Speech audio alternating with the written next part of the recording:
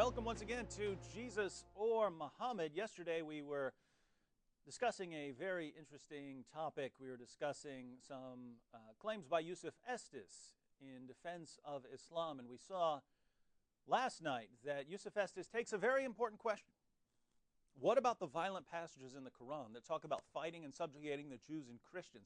What about those passages? Could you explain those passages for us?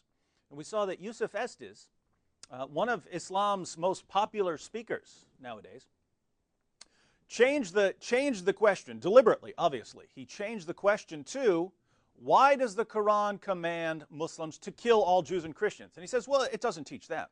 But that wasn't the question. The question was, why does the Quran promote violence towards Jews and Christians, which it does. Muslims are commanded in Surah 9:29, fight those who do not believe in Allah. And it specifically refers to the people of the book. And in the following verses, it explains why Muslims are commanded to fight us, and it's because of our beliefs. It specifically says, because Christians say that Jesus is the Son of God. So we have passages in the Quran that obviously refer to violence, and here we have in Surah 9, a command to Muslims to fight Christians because we believe Jesus is the Son of God. Now, Christians would like to know why. Non-Christians would like to know why. Atheists want to know why. That Muslims want to know why Muslims are commanded to fight Christians because of what we believe. And so we ask Muslims about this. We ask especially Muslim speakers, Muslim apologists, people who defend Islam, people like Yusuf Estes. Could you explain this for us? And when you ask Yusuf Estes, could you explain these violent passages that refer to Jews and Christians? Could you explain these for us? He misrepresents the question and says, well, this person is asking why Muslims are commanded to kill all Jews and Christians, but we're not commanded that. The Quran doesn't say that at all. Right, but that's not what we said. That wasn't the question. The question was, why are you commanded to violently subjugate us?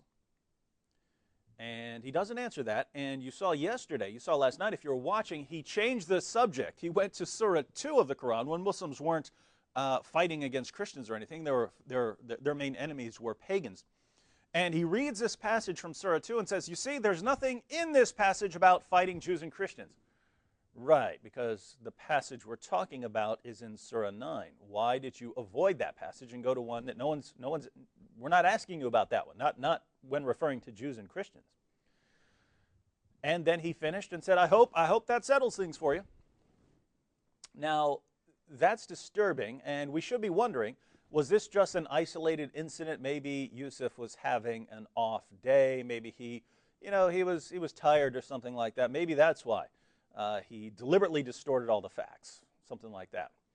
Or is this more common? Does Yusuf do this all the time? And do other Muslim apologists do the same thing? Deliberately distort the facts, distort the evidence in order to deceive people about what Islam teaches.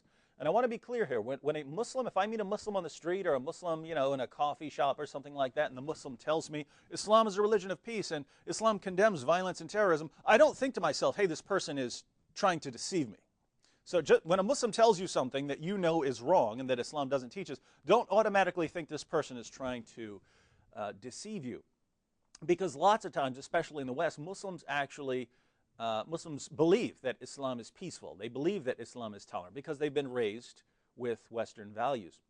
But when you have someone like Yusuf Estes or Zakir Naik, and we know they know the Quran, and we see them doing things that they have to know what they're doing, right? It's not by accident. It's no accident that Yusuf Estes distorts the question almost every time it's asked, and then changes the subject from the actual passages that command violence against Jews and Christians to passages that talk about paganism, and says, you see here, this isn't about Jews and Christians, right? We know it's not.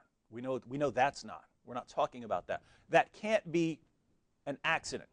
So there's a distinction here between Muslims who clearly know what they're talking about, and when they say something false, then we have to wonder, are they trying to deceive us? Are they trying to trick us? There's a distinction between Muslims like that and Muslims who probably haven't read the Quran, certainly haven't read the Hadith, haven't read the commentaries. We know Muslims like that might actually believe what they're saying, but it's very different when Islam's greatest defenders start saying things about Islam that obviously aren't true, then we have to wonder, why are you doing this? Do you really believe this, or are you trying to trick us, following the command of the Quran, to deceive non-believers if it's in defense of Islam? That's Surah 328. So we're going to continue this discussion. We're gonna end with we're gonna begin with a few clips from Yusuf Estes again, just to show that this is standard practice for Yusuf. We'll look at a totally different video where he's asked a similar question about Islam and terrorism and violence towards Jews and Christians. Watch, he still doesn't address the actual topic. He doesn't address the actual passages in the Quran that command violence against Jews and Christians. He totally ignores those once again. Notice also he deliberately misrepresents the question again. He says again, the question is, why are Muslims commanded to kill all Jews and Christians? Why is that? That's how he represents or misrepresents, I should say, the question. Totally avoids the issue once again, doesn't actually explain the passages, and then acts like he's settled things for us. So we're going to begin with a few clips from Yusuf Estes, and then we're going to go to Zakir Naik, and we're going to look at a different passage. Zakir Naik is going to explain Surah 9:5 for us. You know, Surah 9:5, where Muslims are commanded to slay the idolaters wherever you find them. Certainly sounds violence, but Zakir, Muslims tell me he's their favorite. Lots of Muslims tell me he's their favorite apologist. He's their favorite defender of Islam. They tell me, boy, if I were to say some of the things I say around Zakir Naik would just shred me in public debate. Now, if Zakir ever actually agreed to a public debate with an experienced Muslim debater, with an experienced Christian debater, we'd know whether he could do this, but he's never done it. He's never stepped on stage with an experienced Christian debater, and you'll see tonight why that is. You'll see why Yusuf Estes won't debate, and you'll see why Zakir Naik will debate, but only if it's someone who doesn't have any debate experience. These guys know what would happen if they say the sorts of things they say about Islam, and there was a knowledgeable Christian on stage with them. They know what would happen. They know they would be exposed. They know they would be humiliated. They know they would be embarrassed. And they know the entire audience would be shocked at how their main speakers, Islam's greatest apologists, are totally misrepresenting what Islam teaches. Don't take my word for it, though. Let's look at our first clip by Yusuf Estes, and we'll try to zoom through these first couple because I want to make sure we get to Zakir Naik. So let's have our next clip continuing from last night. Let's have our first Estes clip. I'm Yusuf Estes, and the questions that are coming in today are a bit concerning to me. This one is asking about terrorism in the Quran. And another one is asking about why does it say in the Quran to kill all the Jews and Christians? Well, let's put those two together and come up with a quick answer, and then tell you that the website is going to give you in-depth what Islam really says about this. There is nothing in the Quran that allows us to kill anybody, regardless of their religion.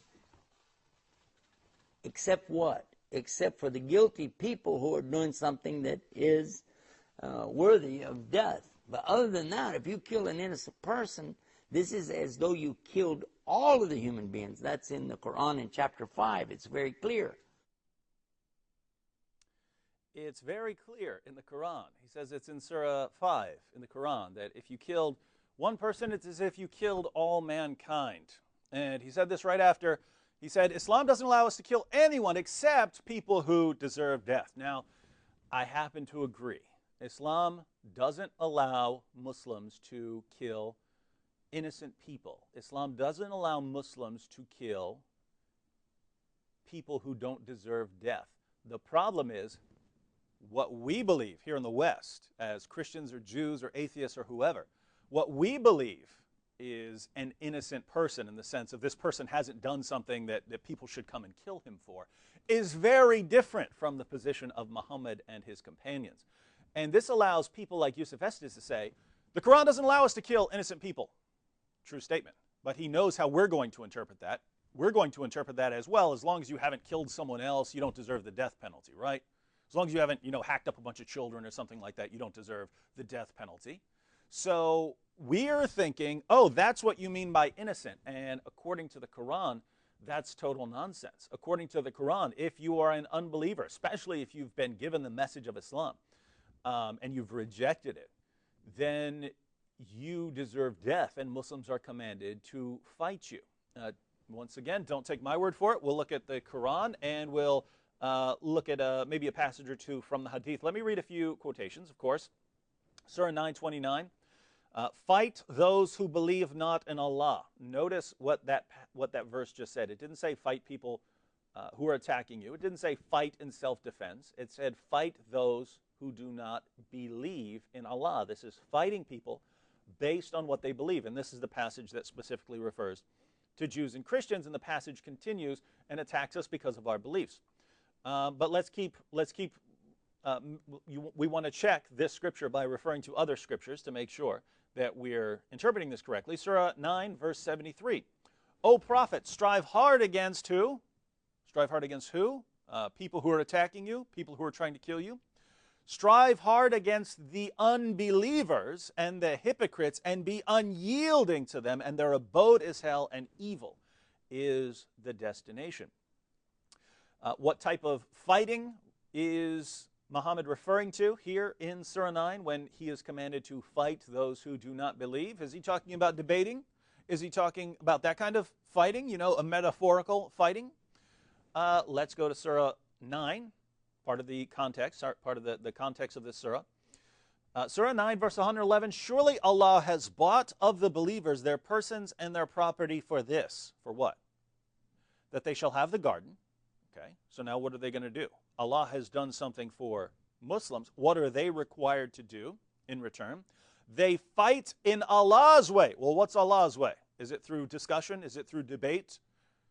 Is it an intellectual kind of fighting? I do that. I do a kind of intellectual battle. What kind of fighting is the Quran referring to here? They fight in Allah's way, so they slay and are slain. This type of fighting that the Quran is referring to involves killing and getting killed. That's not a kind of debate type of fighting. It's not an intellectual struggle. But let's read a couple more. Surah 9, verse 123. O you who believe, fight those of who? Who are Muslims going to be commanded to fight here? Only self-defense, right? The Quran only allows Muslims to fight in self-defense, according to Yusuf. Only self-defense. What does it say? Fight those of the unbelievers who are near to you, and let them find in you hardness, and know that Allah is with those who guard against evil. Well, aren't Muslims supposed to be, to treat people equally? Aren't they supposed to treat all people equally? Surah 48, verse 29. Muhammad is the messenger of Allah, and those who are with him, those who are on Muhammad's side, are severe against who? Severe against people who are attacking the Muslim community, people who are killing Muslims? No. Severe against disbelievers and merciful among themselves. This gives a definition of Muhammad's followers. And it says, by definition, Muhammad's followers are severe against who? Against the other people. And merciful towards who? Towards their fellow Muslims. That's not me, that's the Quran. That's the Quran saying this. If we go to the Hadith, we find the exact same thing.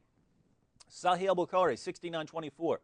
Allah's messenger said, I have been ordered to fight the people till they say, La ilaha illallah, there's no God but Allah. And whoever said, La ilaha illallah, Allah will save his property and his life from me. So Muhammad says he's been commanded to fight people until they recite the Shahada.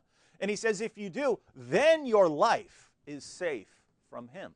So before that, your life is not safe from him, right? Your life is in jeopardy. You are in danger from Muhammad until you recite the Shahada. But wait a minute. I thought that Islam only allows fighting in self-defense, according to Yusuf. And interestingly, in that first short clip we watched, he said that according to Surah 5 of the Quran, anyone who kills someone, it's as if he killed all mankind. Let's go ahead and read that verse and the verse that follows. We talked about this yesterday, but it's good to actually read them, and this is certainly one of the points that we want to reinforce, because this is the most commonly quoted verse of the Quran to show that Islam is a religion of peace. A few years ago, maybe 7 or 8 years ago, the most commonly quoted passage to show that Islam is a religion of peace was there's no compulsion in religion. Right? There's no compulsion in religion, Surah 2:256. Nowadays, everyone up to and including the President of the United States in his Cairo speech quotes Surah 5:32, usually without giving the exact reference. Notice he said it's in Surah 5. He didn't give the reference. He didn't give the actual verse. Why? Well, I think that these people don't actually want anyone to go up and read the verse, because then they'll realize it's not saying what Muslims are claiming it says. The impression that you would get from Yusuf Estes and from Barack Obama and from all kinds of people who quote this verse when they say, according to the Quran, anyone who kills a man, it's as if he killed all mankind. The impression you'd get from that is, wow, Muslims are really not allowed to kill. Muslims are really not allowed to do anything. If you go out and kill someone, the way that Muslims, like Osama bin Laden go out and do commit terrorist attacks, if you do that sort of thing, it's as if you're killing all mankind according to the Quran. Let's actually read the verse, and especially the verse that follows. Surah 5:32 of the Quran. For that cause, and it's very weird how this is connected to what came before it. We'll save that for another topic, because it's actually more of a Quran error than a jihad teaching. For that cause we decreed for the children of Israel that whoso... Notice what it just said. We decreed for who? For Muslims? For the followers of Muhammad? We decreed for the children of Israel, for the Jews, that whosoever killeth a human being for other than manslaughter or corruption in the earth, it shall be as if he had killed all mankind. And whoso saveth the life of one, it shall be as if he had saved the life of all mankind. Our messengers came unto them of old with clear proofs of Allah's sovereignty, but afterwards, lo, many of them became prodigals in the earth. Allah ordained for the children of Israel. This is actually a quotation from the Talmud. Allah ordained for the children of Israel. This was a Jewish teaching in the Jewish Talmud, commentary on the Torah. That if anyone killed a human being for, and this is the part that Muhammad inserts into it, for other than manslaughter or corruption in the earth. If you killed someone apart from them killing someone or them spreading corruption in the earth, then it's as if you killed all mankind. What's that mean? It means that you can kill them for manslaughter. In other words, if they've killed someone, you can kill them. Or for spreading corruption in the earth. According to this verse, you can kill someone for spreading corruption in the earth. Now, what are some ways of spreading corruption in the earth? Preaching a non-Muslim religion? Apostasy? Living like a Westerner? These are all reasons. These are all versions of spreading corruption in the earth. And the Quran says you can kill people for that. Why did Yusuf Estes leave that out? Why did he leave that part out? Because remember, Yusuf said, if you kill someone, if you kill an innocent person, you've gone against Islam. Islam doesn't allow you to kill innocent people. Well, wait a minute. The Quran says you can kill people who spread corruption in the land. And we know what Islam would view as corruption in the land. Why leave that part out? Why not include in his definition of what it is to be innocent that you haven't spread any kind of corruption, anything that would violate Islamic teachings? Because if Yusuf said that, if he told his followers that when he's answering this question, we would have said, wait a minute. If you spread any kind of corruption, any kind of anything that disagrees with Islam's teaching, if you leave Islam, if you try to preach a non-Muslim religion, then according to the Quran, you can be killed. Then his answer wouldn't work, and we'd say, wait a minute, spreading corruption in a Muslim land. You could say the West is spreading corruption in the Muslim land through television or through the internet. You can especially say that non-Muslims are spreading corruption in Muslim lands by having non-Muslim military forces in Muslim lands. What's the penalty? Death. So Muslims are allowed to retaliate against us for having military there, for supporting Israel. Muslims are allowed to kill us for supporting Israel. When Muslims attack us, what are they attacking us for? for things like supporting Israel and for having a military over there. In other words, the exact things that Muslims are killing people for, the exact things that Muslims are blowing up train stations and flying planes into buildings, the very things that Muslims are killing over are the things that are in this verse. Spreading corruption in the land. And Yusuf just leaves that out and says, no, we can't kill innocents. Right, you can't kill innocents, but we're not innocent according to the Quran. But let's go to the next verse, which, so everything in that verse, according to the Quran, that was the Jewish teaching. Next verse gives the specifically Islamic teaching. So this is verse 533 of the Quran. The only reward of those who make war upon Allah and His Messenger. How do you make war on Allah? I mean, you can't like send an army into heaven. How do you make war on Allah? Let's read. The only reward of those who make war upon Allah and His Messenger and strive after corruption in the land. Once again, you strive after corruption in the land. Well, what's the penalty for spreading corruption in a Muslim land? Through the internet or through television or through magazines or through having an army in a Muslim country like Afghanistan or Iraq, or for supporting Israel. What's the penalty? What's the penalty? The penalty is that they will be killed or crucified or have their hands and feet on alternate sides cut off or will be expelled out of the land. Such will be their degradation in the world, and in the hereafter theirs will be an awful doom. Think about what Yusuf Estes just did. He says, we are not allowed to kill innocents. True statement. But the Quran gives a very different picture of what an innocent person is than anything we'd be familiar with. Then he quotes 532, a very highly edited portion. He ignores the fact that this verse, this particular verse, 532, was for the Jews, according to the Quran. And then he leaves out the part about spreading corruption in the land, and then he totally ignores the next verse, which says you can be killed and crucified for spreading corruption in a Muslim land. And we know what spreading corruption would involve: apostasy, things like that.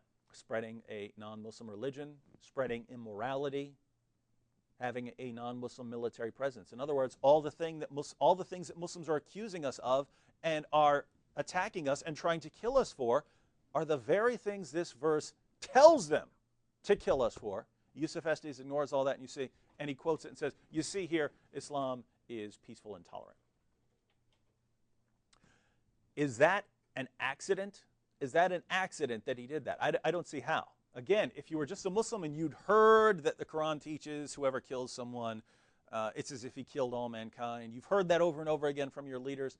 Maybe you've quoted it and you don't actually know what you did wrong. But someone like Yusuf Estes, who's been defending Islam for years, he knows what these verses say, and he knows what they mean. And yet he misrepresents them. Why? Why would he do that? I don't know, but let's continue. Let's continue and go to our next Yusuf Estes clip. We'll look at two more, but let's look at the first one here, and we'll discuss what he says. As far as terrorism, the only terrorism Islam is talking about really is stopping terrorism, to counter terrorism. Sometimes we have qital, which is the word that's used in the Quran, not jihad, by the way. We have qital, and this is the combat against those who are committing acts of aggression, terrorism, violence, kidnapping, and so on. So all of this kind of discussion about terrorism in Islam, you have to understand that it's Islam who's the enemy to terrorism, the enemy to terrorists, and Islam is having the cure by the human beings coming together collectively to stop terrorism by our hand, if we're able to speak out against it, if that's all we can do, and at least to hate it with all our hearts, and certainly that is the weakest of faith. Islam is the religion that's against terrorism. Islam doesn't support. We just read a bunch of passages from the Quran commanding Muslims to fight non-Muslims for being non-Muslims, and the goal there is, in the case of polytheists or pagans, get them to convert to Islam or they die. What is that? That's terrorizing them. Your life is on the line unless you agree with me. In the case of Jews and Christians, we have the option of paying the jizya, but why are we paying the jizya? To avoid being killed. So we're threatened with death unless we pay Muslims money. That's terrorism. But if that's not clear enough, the Quran and the Hadith specifically, and the commentaries specifically, refer to casting terror. Allah is going to terrorize us. He's going to fill us with dread and fear because of our beliefs. How's he going to do this? By sending Muslims at us, right? So let's go ahead and read a couple of passages very quickly. So Yusuf Estes says that Islam is the enemy of terrorism. What does the Quran say? Surah 3, verse 151. Allah says, we shall cast terror. But Islam's against terrorism, right? Terror. That's what terrorism is. Terrorism is you are terrorizing someone. You are filling them with fear. You are scaring them in order to get them to do what you want. We shall cast terror into the hearts of who? Of people who are attacking Muslims, right? Allah is going to scare them because they're attacking Muslims. We shall cast terror into the hearts of those who disbelieve.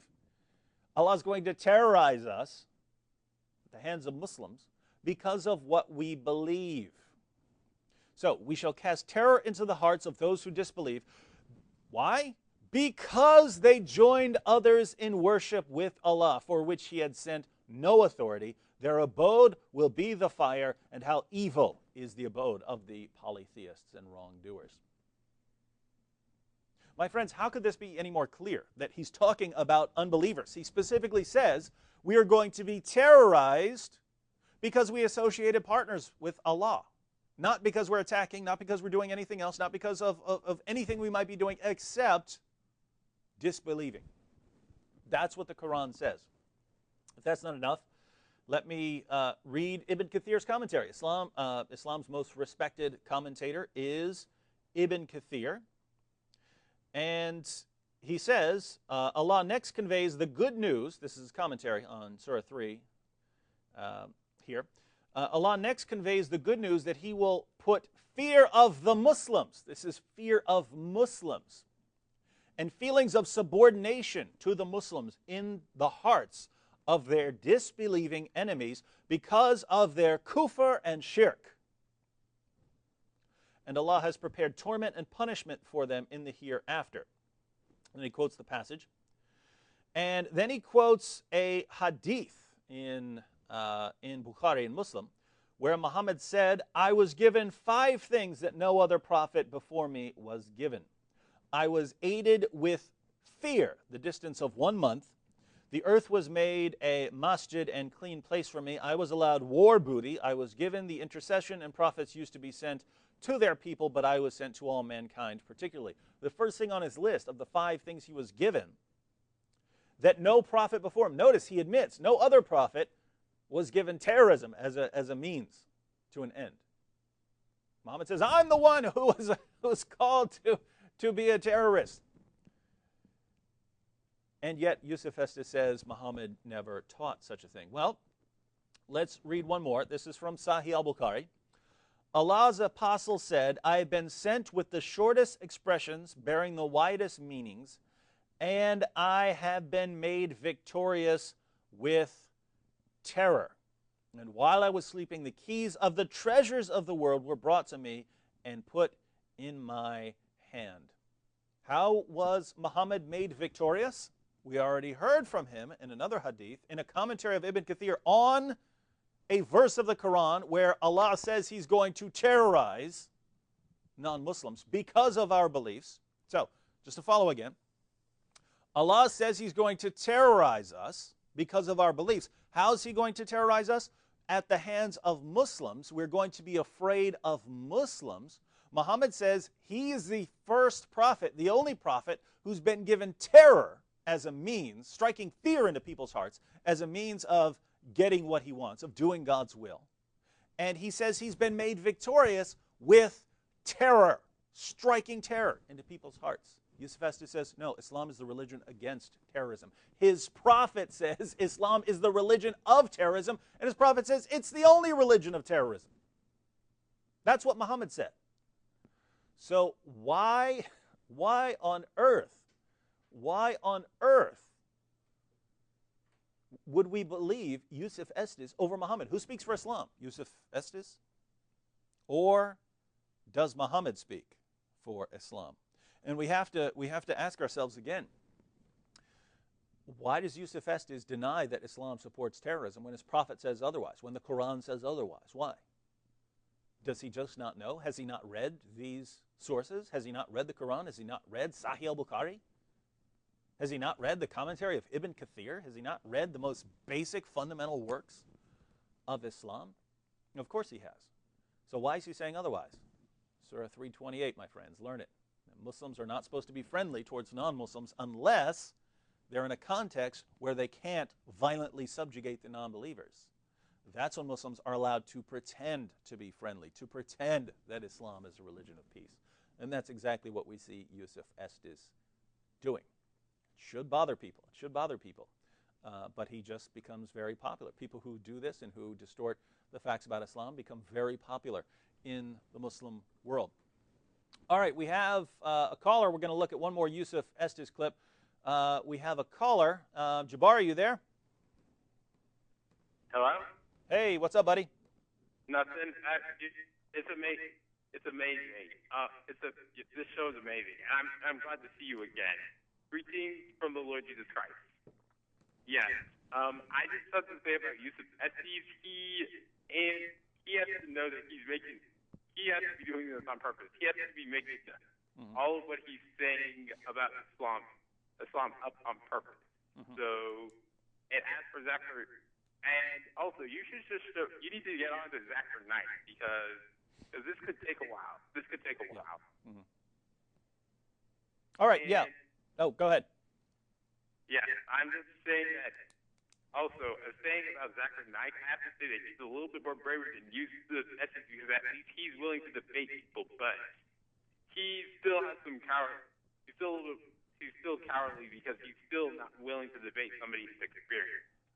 Yeah, absolutely. You're absolutely correct. James White has challenged him. I've challenged him. Sam Shamoon has challenged him. We've all challenged him to debate, and he won't do it. But again, if some random pastor that no one ever heard of challenges him to a debate, he'll do it. I once bought, this is way back in the day before I knew much about Zakir Naik. It was way back in the day. And I kept hearing Muslims say, oh, you need to face Zakir Naik. Oh, Zakir Naik would answer all of this. And I bought the Zakir Naik debate collection. I ordered it off the internet. And then I got this collection of debates. And other than William Campbell, who's a writer, he's a smart guy, but he's not a debater at all. Other than William Campbell, I'd never heard of any of these people. I never heard of anyone that Zakir Naik has ever debated. I'm thinking, wait a minute, we have lots of Christian debaters. We have lots of Christian debaters. We have lots of debaters who would like to defend our beliefs against Zakir Naik's criticism, and he won't face any of them. And we challenge him, and we ask him, and he'll make excuses. But again, if it's someone no one's ever heard of, Zakir Naik will be glad to face him. But if it's someone who's been in some debates, who knows how to deal with Zakir Naik's debate tricks, he's not coming anywhere near you. So thanks, Jabari. And yeah, we will get to Zakir Naik. We're going to watch one more. We're going to watch one more Yusuf Estes clip because this is going to wrap things up. And then we'll get to Zakir Naik. We'll spend the rest of our time examining some of Zakir Naik's claims because he's every bit as deceptive as our friend Yusuf. But let's look at our last Yusuf Estes clip for the evening. As far as killing Jews and Christians, the Jews and Christians are the closest to us throughout the Quran. Over and over through the Quran, we keep seeing the same beautiful teaching about the Ahl Kitab. Even if you go to verse 110 in chapter 3, Surah Al-Imran, and Allah says about this, that in the beginning it says, you're the best of nations raised up because you called the people to the ultimate good of Islam and you forbid the ultimate bad which takes them away. You believe in Allah. And if the people of the book had believed, it would be better from them. And from there are believers from them. But most of them are disobedient to Allah. So we've learned a very valuable lesson, I think, in these two questions, putting them together, that Islam is not accepting terrorism, and terrorism is not a part of Islam, And if people are representing that to you, then they've got the wrong twist on Islam. All right. Well, notice once again, he's given his answer, right? So I keep waiting for him to actually deal with the passage, to actually get to what we're asking about.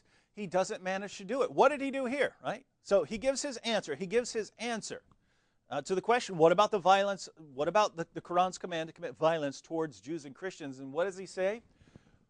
Well, he quotes Surah 3, verse 110, which says, "Ye are the best of peoples," talking to Muslims here, "ye are the best of peoples evolved from mankind." Who are the best of peoples? Muslims, according to the Quran. It's very interesting that he's quoting a passage to show that, Christians and Muslims are okay and we're all buddies. He quotes a passage that refers to Muslims as the best of peoples. Let's keep reading. "Ye are the best of peoples evolved from mankind, enjoining what is right, forbidding what is wrong, and believing in Allah. If only the people of the book had faith, it were best for them. Among them are some who have faith, but most of them are perverted transgressors." Most of who? Most of Christians and Jews. So there are some people, I have no clue what kind of people he's referring to here. The Quran seems to think that there are Christians who don't believe Jesus as the Son of God. There are no such Christians. But apparently there are some, there are Christians who deny that Jesus is the Son of God, and they're okay, according to the Quran. Every Christian I know believes Jesus is the Son of God. So the Quran says most of them, most of the Jews and most of the Christians are perverted transgressors. This is the verse that Yusuf quoted to show that Christians and Jews are okay. A verse that says Muslims are the best people and most Christians and Jews are perverted transgressors. That's the verse he quotes to show that Islam has no ill feelings towards Christians and Jews. Now, if that were all the Quran said, it would be disturbing, but that's not all the Quran says. Let's go to since he quoted Surah 3 for us, what does Surah 3 verse 32 say? "Say, obey Allah and the Apostle, but if they turn back, then surely Allah does not love the unbelievers." Wait a minute, it says some of the Jews and Christians are believers, right? Most of us aren't believers, according to the Quran. And actually, if you go to Surah 5 of the Quran, it specifically says in Surah 5 that if you believe in the deity of Christ, if you're a Christian who believes in the deity of Christ, you are not a believer. So this verse says Allah doesn't love the unbelievers. Well, every Christian I know says Jesus is the Son of God.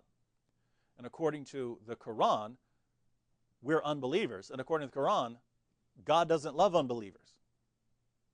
So are Christians and Muslims these great buddies and we're all on the same page here? Not at all. But let's keep reading. Surah 551, because Yusuf seems to think that Christians and Muslims and Jews should all be buddies. That's what he's telling people Islam teaches. Surah 551, "O you who believe, do not take the Jews and the Christians for friends. They are friends of each other. Muslims are commanded not to be friends towards us." But we know from Surah 328, if Muslims are in a Christian country, they can pretend to be friendly, even though they're not really supposed to be friendly in their hearts. They can be friends outwardly, but not inwardly.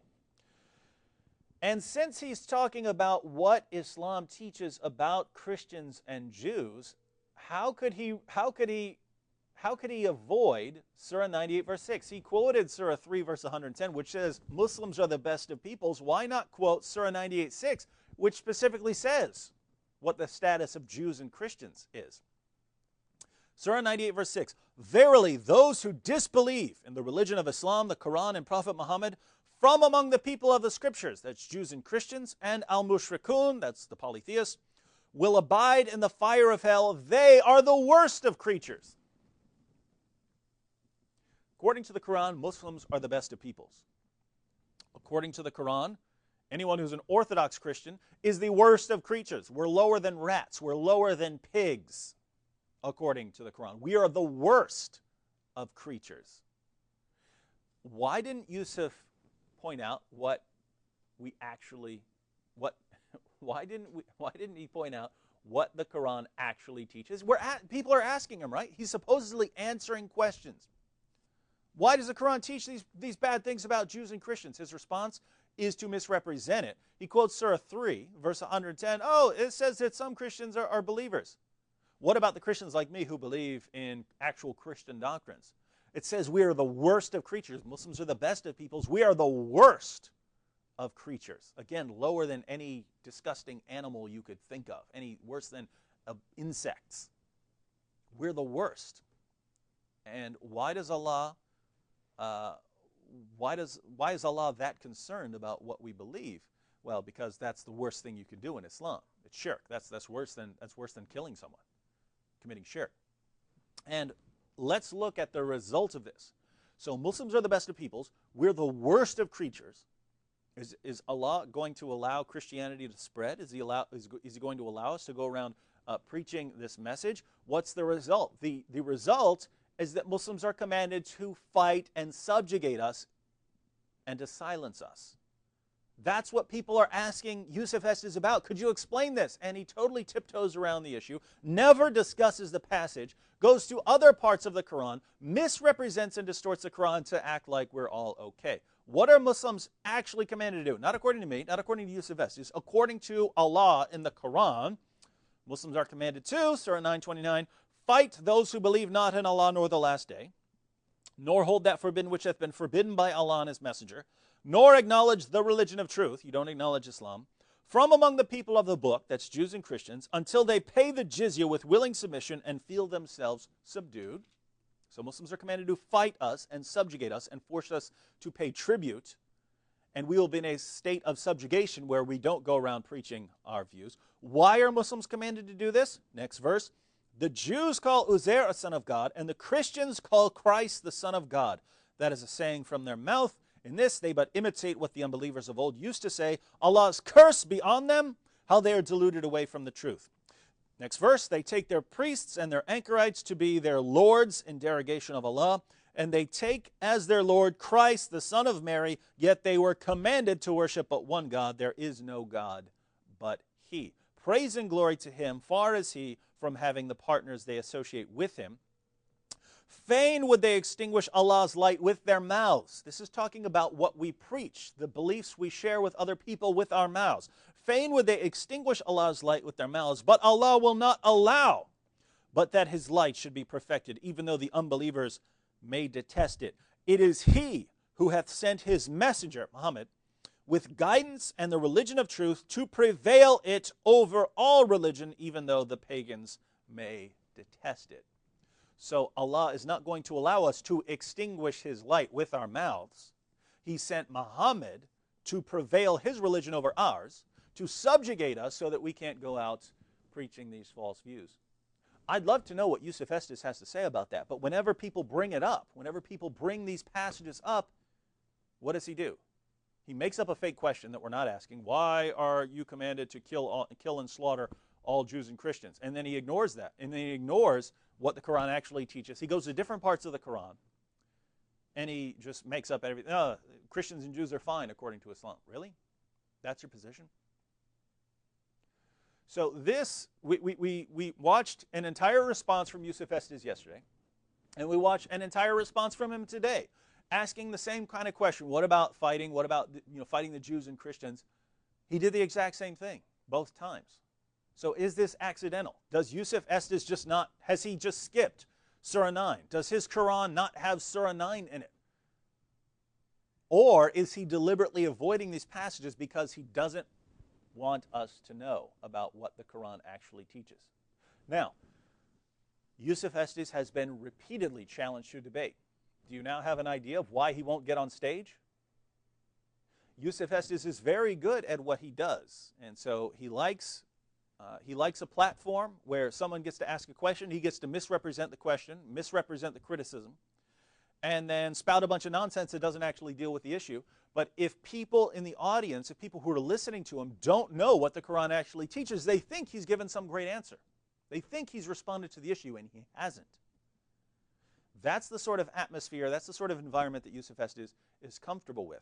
What would happen if he were on stage in a debate format and the question came up from the audience, what about fighting the Jews and Christians? Well, Yusuf Estes would get up, respond, and what's going to happen if me or if Sam Shamoon or James White or someone else gets up to respond, we're going to say, why did you go to Surah 2, verse 190, which is what he did yesterday? Why did you go to Surah 3, verse 110? You were asked about what the Quran teaches about fighting Jews and Christians. It says it right here. Why are you avoiding this passage? Why are you saying that Islam doesn't allow terrorism when I can quote your prophet and the Quran saying it does? Why are you saying these things? Why did you quote Surah 5, verse 32, totally massacre what the verse is actually saying? Ignore the fact that the verse was a Jewish teaching. Ignore the next verse, which commands you to kill people who do what we do. Why did you do that, Yusuf? And again, he would be absolutely humiliated. He'd be embarrassed, and people would learn what Islam actually teaches. And you don't want that. The goal of Muslim apologists in the West is to keep us from knowing what Islam actually teaches, as they're allowed to do from Surah 328. And you can't do that. If you're Yusuf Estes, you can't do that by having someone on stage to respond to what you say. That's why he won't debate, and he knows it, and he knows that. Very disturbing. All right, we have some callers. Before we go on to Zakir Naik, let's take a couple of calls very quickly, and then we'll get on to some video clips by one of Islam's greatest champions today, according to what Muslims tell me. We'll see if Zakir Naik can do a better job of defending Islam against the claim that it promotes violence. All right, who do we have on the line? Charlie? Hi. Hey. I just want to thank you so much for the talk show. It's very, very insightful. And, oh, thank you. I just noticed something about saying how the Muslims are the best of people and about how we are the worst of people. Mm-hmm. That's a very vast contrast between what Christianity teaches about Absolutely. About how we're all sinners, mm-hmm. and the only difference is whether or not we're forgiven mm-hmm. by the grace of the Lord Jesus Christ. Mm-hmm. And do you mind if I ask a quick question about? I think it's a common Muslim objection to Christianity. Yeah, if I can, if it's something I can answer quickly, if it's going to like prevent us from getting to the Zakir Naik clips, then we'll put it off to a different time. But what is it? Oh, I was just I think people like Zakir Naik say stuff. They quote Matthew 24:36 about saying how Jesus doesn't know when the second coming is, mm-hmm. and only the Father knows. Mm-hmm. They're trying to deny his deity, mm-hmm. and that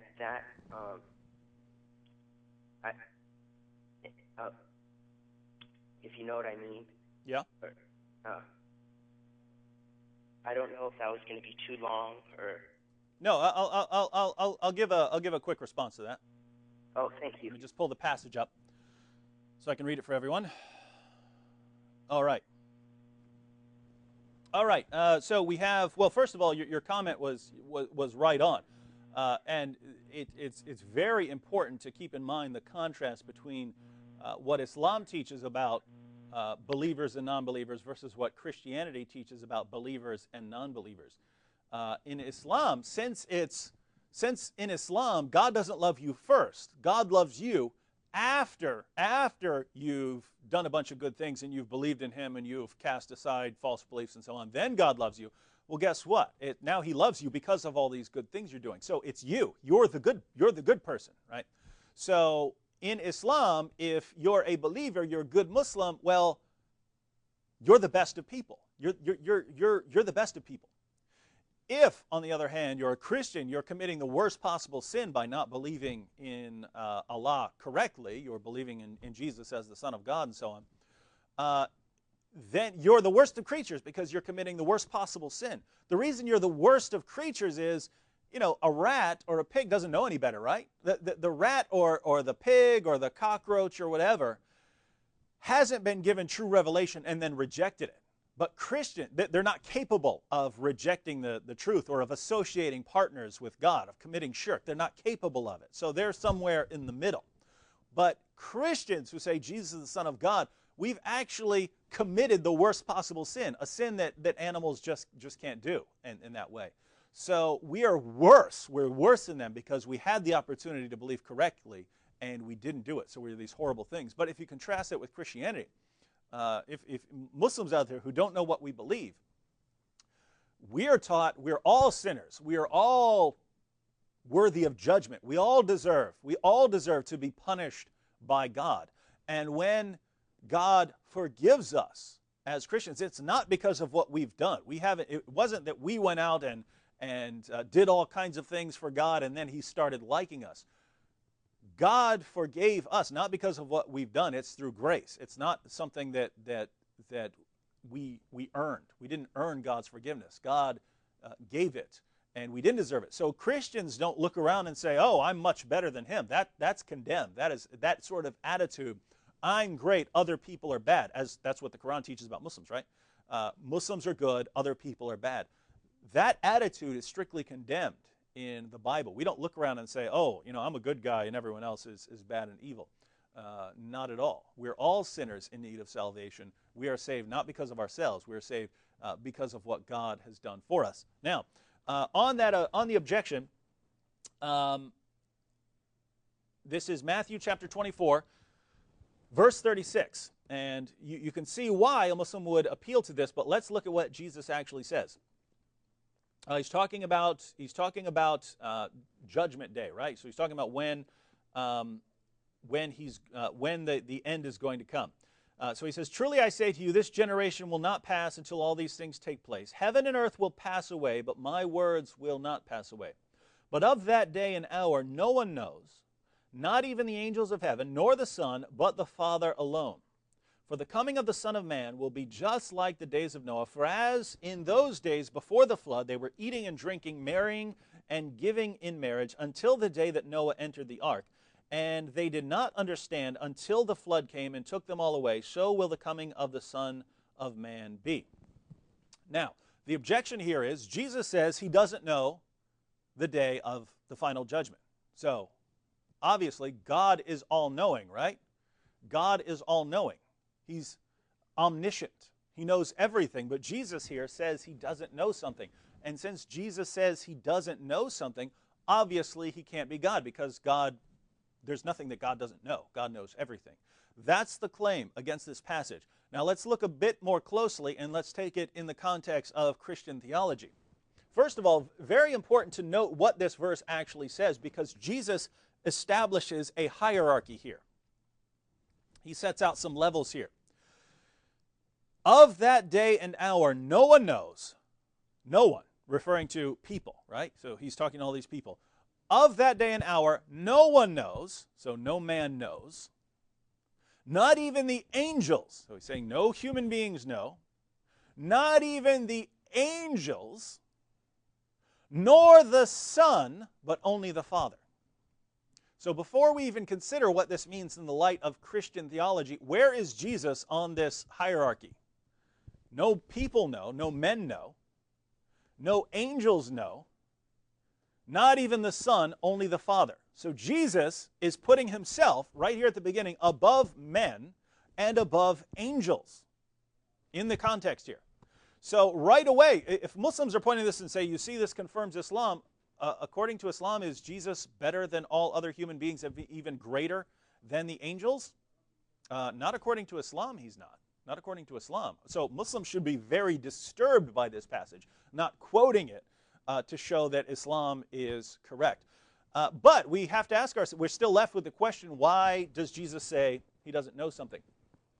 And one thing we have to point out is there seems to be a difference between Jesus right here and Jesus after his resurrection, because he's asked the same question. He's asked the same question at the beginning of the book of Acts. His followers are there, and they ask him, hey, are you going to restore the kingdom of Israel at this time? And there he doesn't say, hey, I don't know, only the Father knows. There he says, it's not for you to know. So I'm not telling you. So we see a difference between Jesus before this resurrection and after his resurrection. But according to Christian theology, we have to read this in the light of Christian theology. And here we have the doctrine of kenosis. And let me bring up the passage. The most important passage here would be Philippians chapter 2. We have to go to a break right after this. But read Philippians chapter 2. And here we have this doctrine of kenosis. What was involved in Jesus entering creation? Philippians chapter 2, beginning at verse 5. Have this attitude in yourselves, which was also in Christ Jesus, who, although he existed in the form of God, did not regard equality with God a thing to be grasped, but emptied himself, taking the form of a bondservant, and being made in the likeness of men.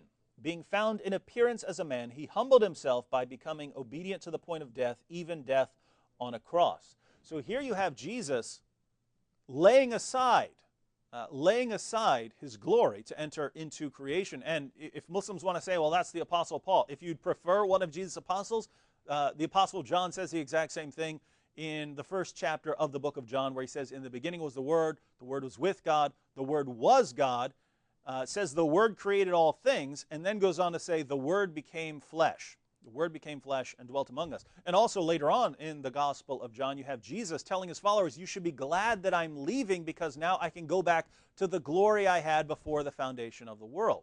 So you have the idea that Jesus is laying aside his glory. He's entering creation, and by entering creation, he's not using all of his divine attributes. He's obviously not using, if he's a person walking around, he's not using his attribute of omniscience, being everywhere, of omnipotence, of any of these things. He's not using his omnipotence, for instance.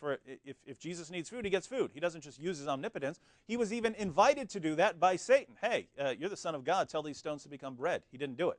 So what you have, according to Christian theology, when Jesus enters into creation, he has the voluntary non-use of his divine attributes. He doesn't use them. He doesn't use them. He can't use them because he has to kind of avoid using these if he's going to actually live as a human being. Now, Muslims can say, oh, that's nonsense. That's so weird. That's so disturbing. My Muslim friends, you have to believe that God doesn't always use his attributes. Even you, laying Christianity aside for a second, you have to believe that God doesn't always use all his attributes. God's perfectly good according to you, right? And God is all-powerful.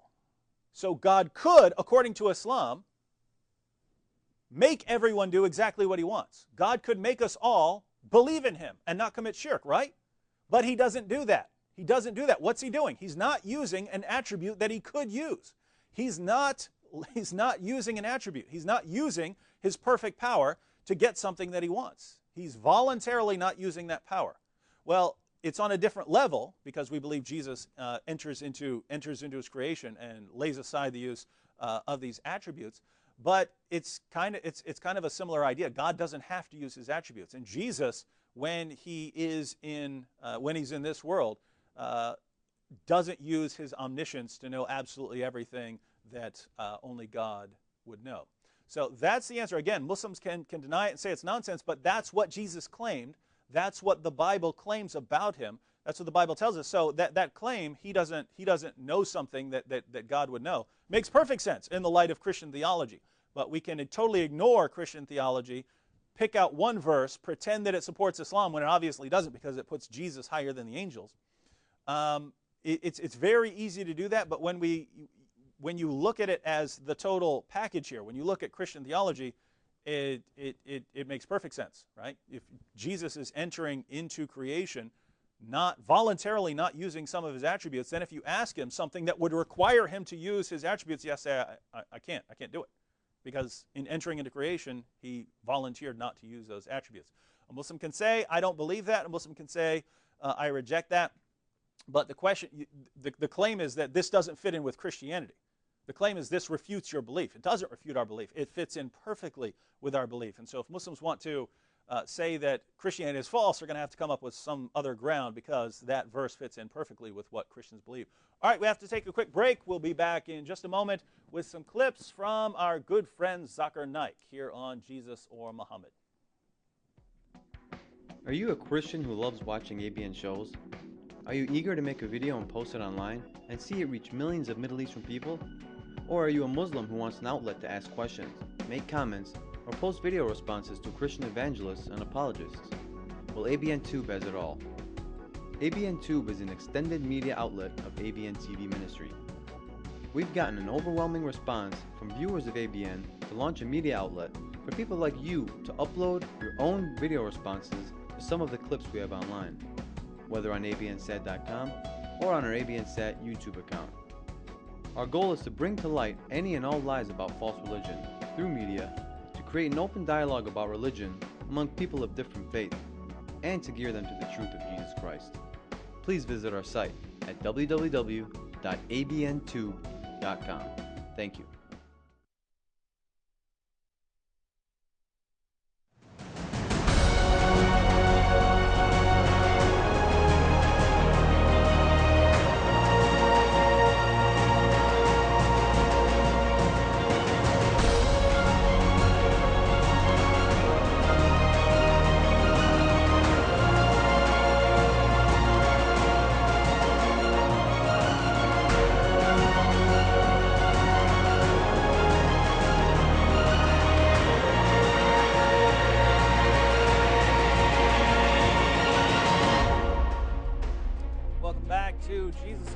We want to get to some clips from Zakir Naik to see that he's doing the same thing that Yusuf Estes and other Muslims are doing.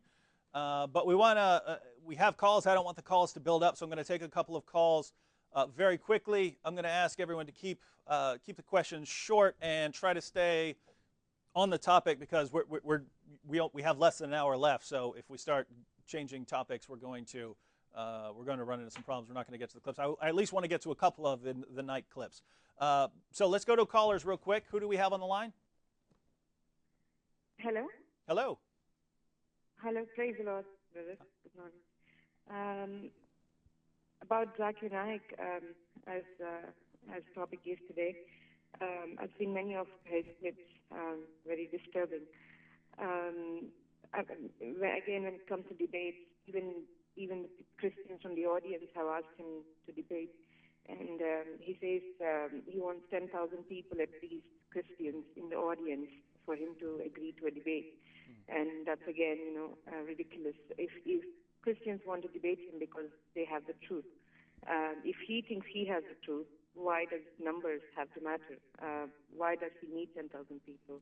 There's no question, but Zakir has to know. Zakir has to know. And there's no question that he knows.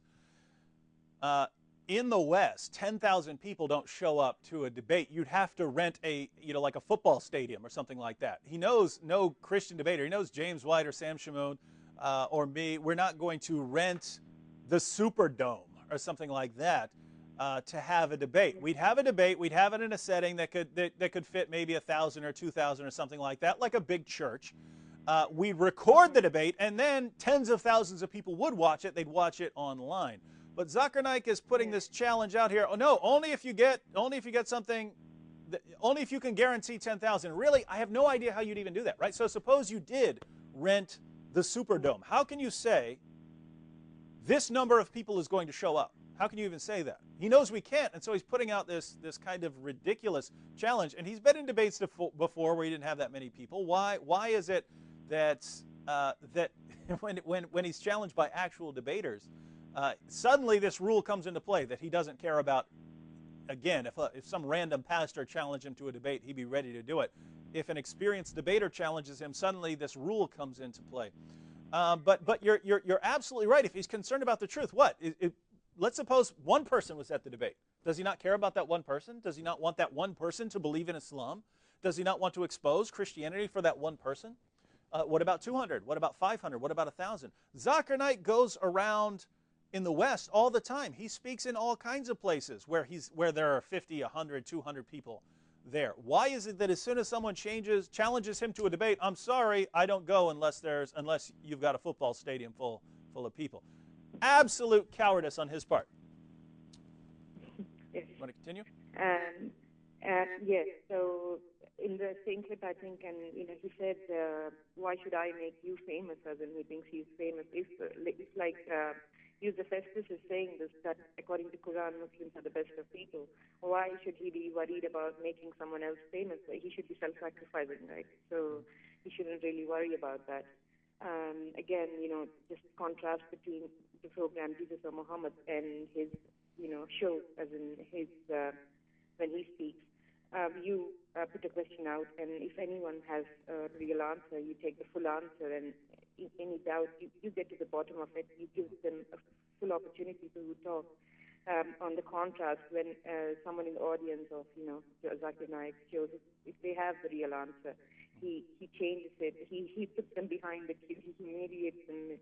It's very disturbing to watch. He said, if anyone can show me one verse where Jesus said, "I am God," then I'll be Muslim today. And someone in the audience did show him that when Lord asks Peter, "Who do you think I am?" He said, You are Jesus, the Son of God.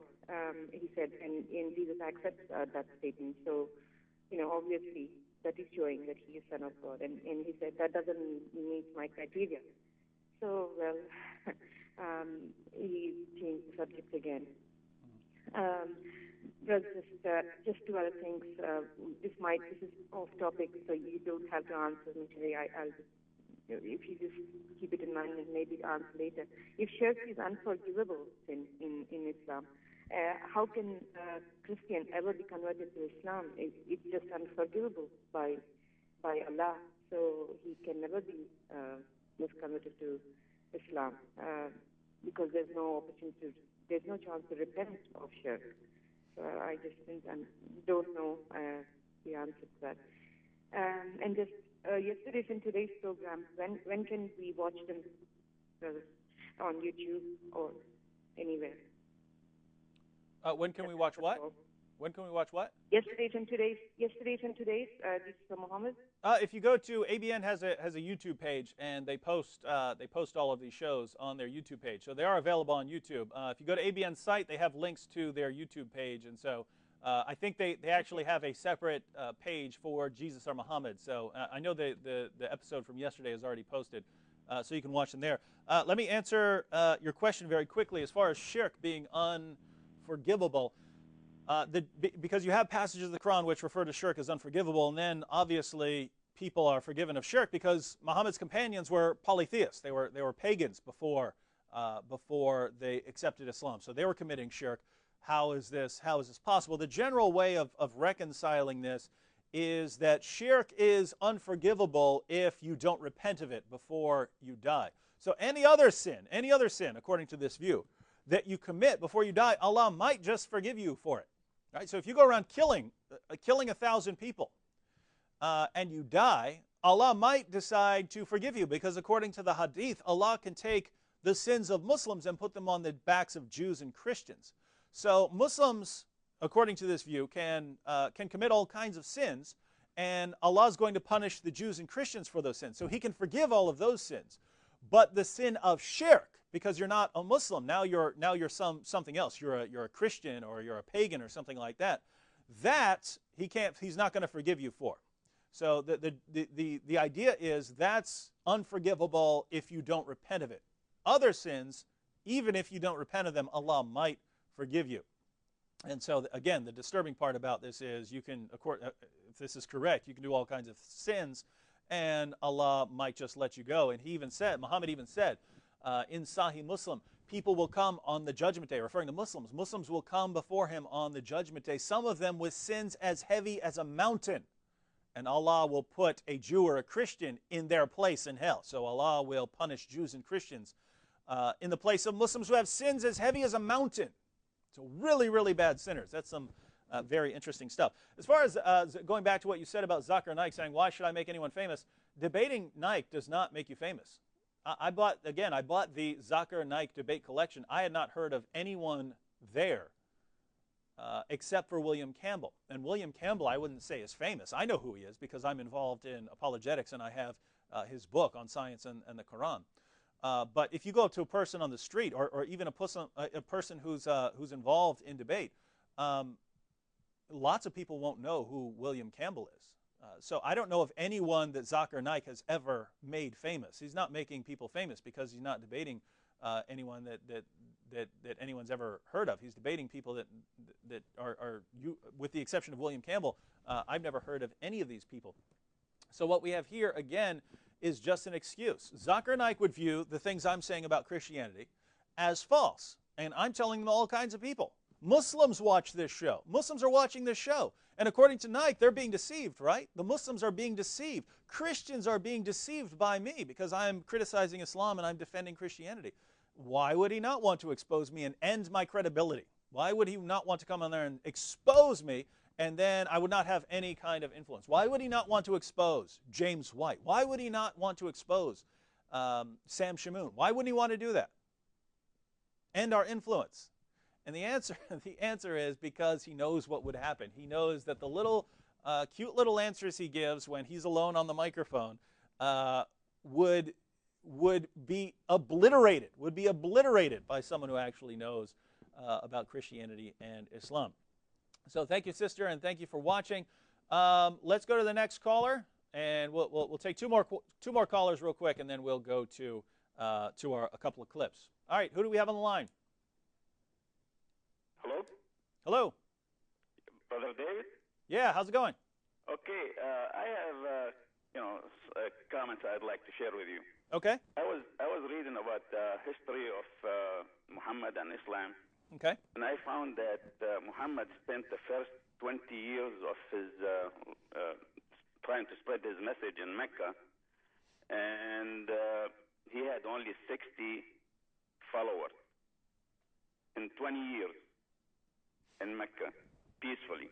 He had 20 followers. Then he fled to Medina, and then I was reading about Syria, the history of Syria in Wikipedia, and I found in Syria that I guess at the time of Muhammad was part of the Roman Empire, and actually in that writing on Wikipedia it states that there was 3 Roman emperors from Syria. And Syria at the time of Muhammad encompassed like Syria, Palestine, Jordan, Lebanon, and part of Iraq. And the people there did not speak Arabic, so they had different language. And Syria was conquered in the year 12 of Hijrah. So here, in 20 years, Muhammad tried to spread his message peacefully. He was able to have only 60 people follow him.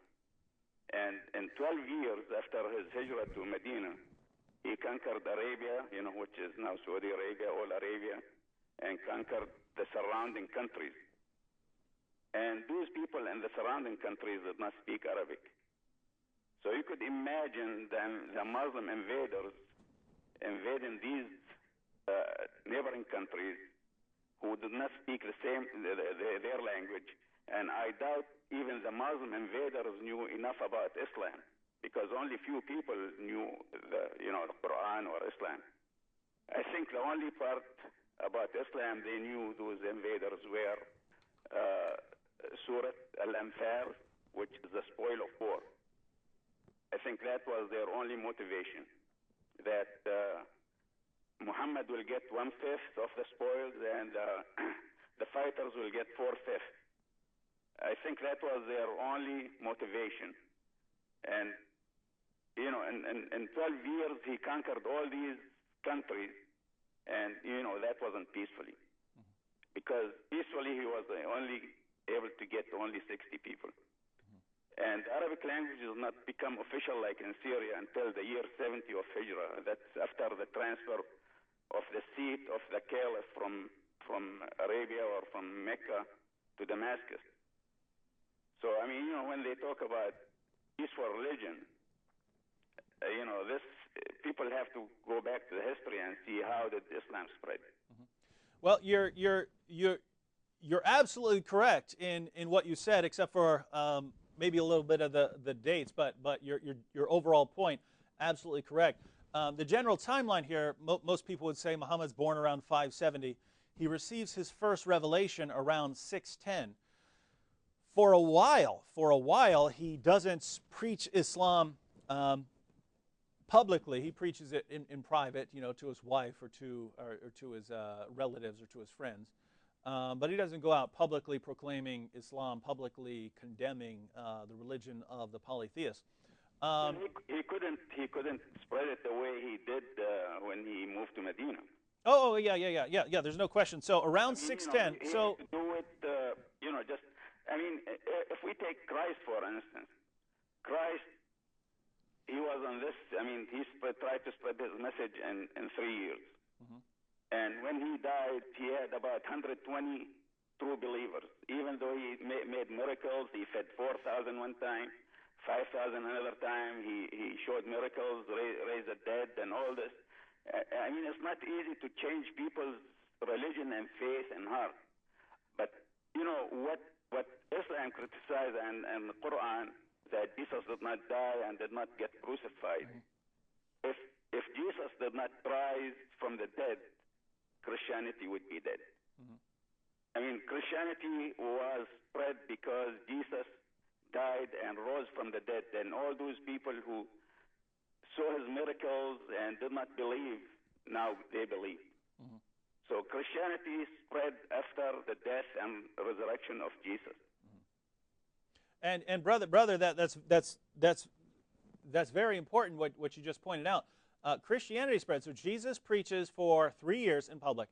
He dies, he rises from the dead. Then his followers, his handpicked followers, go out and they're preaching a message, but they have an actual argument. They have a miracle on their hands to preach Christianity. And their message was, Jesus died on the cross. He did this in public. You all know it.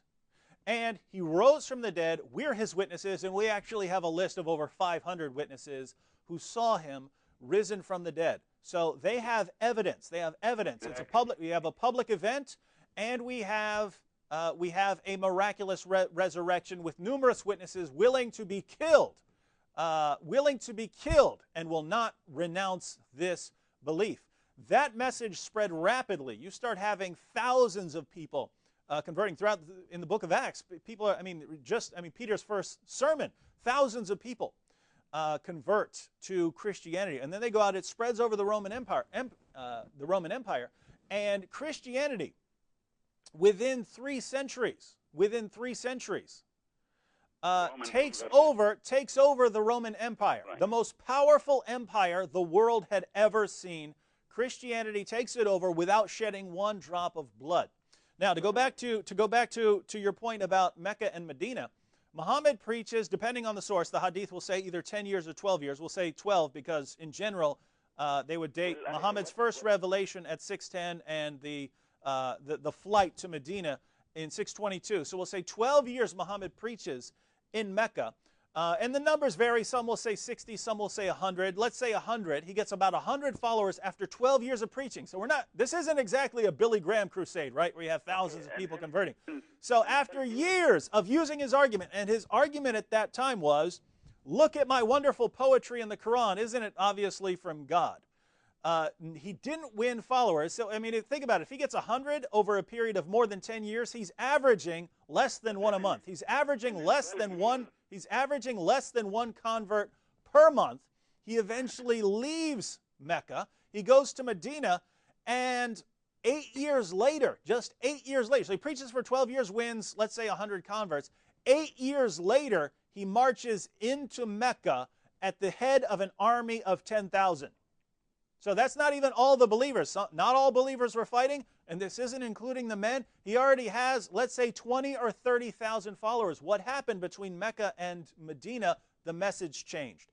Islam changed from, look at my beautiful poetry in the Quran.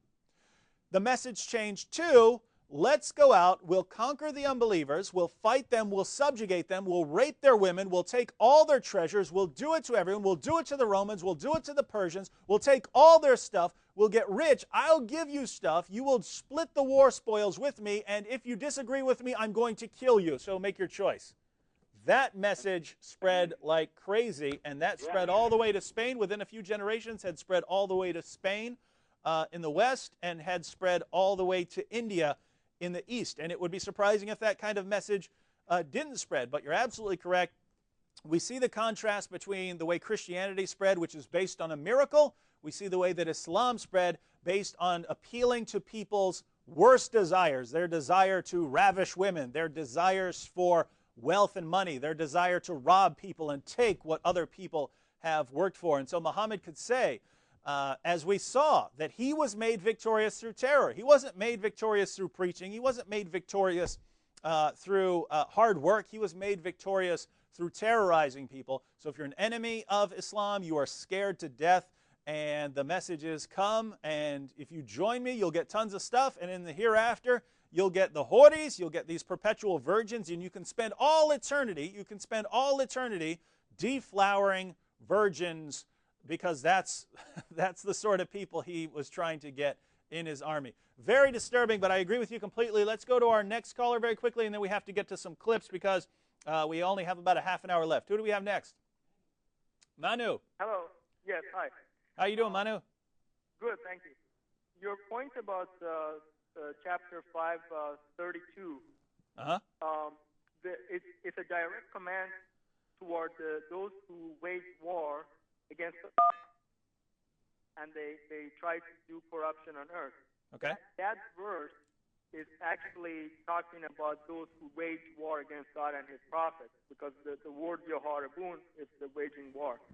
Your chapter 3:151 that you said about casting terror in the hearts of those who disbelieve, actually the Arabic word is kafaru, which means those who disbelieve. And the letter sa, it says anol e. That means soon we will cast. If in Arabic it shows the verb being, it's not like a perpetual. It's soon this is going to happen. It's like it's going to happen. So it says anol e vel qulub allazina kafaru, which means soon we will cast in the hearts of those who disbelieve. It's not a perpetual thing. You were trying to say that by the hadith that you were bringing, that it's going to be by the, God will cast terror in the hearts of those who disbelieve. It's not disbelief. Those who disbelieved is past tense. And I had one more point about the chapter 262. It really, God gives the promise of those to the people of the book that if they do believe and do good things and believe in the last day and so forth, then their wages are for them and they will not have any fear.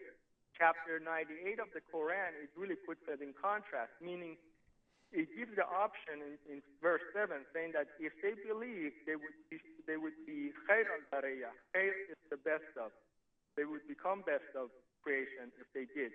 But if they reject Prophet Muhammad, then they have that potential to be shar al-bariyah. Shar is pretty much like the best way you can describe it is it's like a plaguing like something that's a blight, on a or something that would be like hounding you and trying to harm you.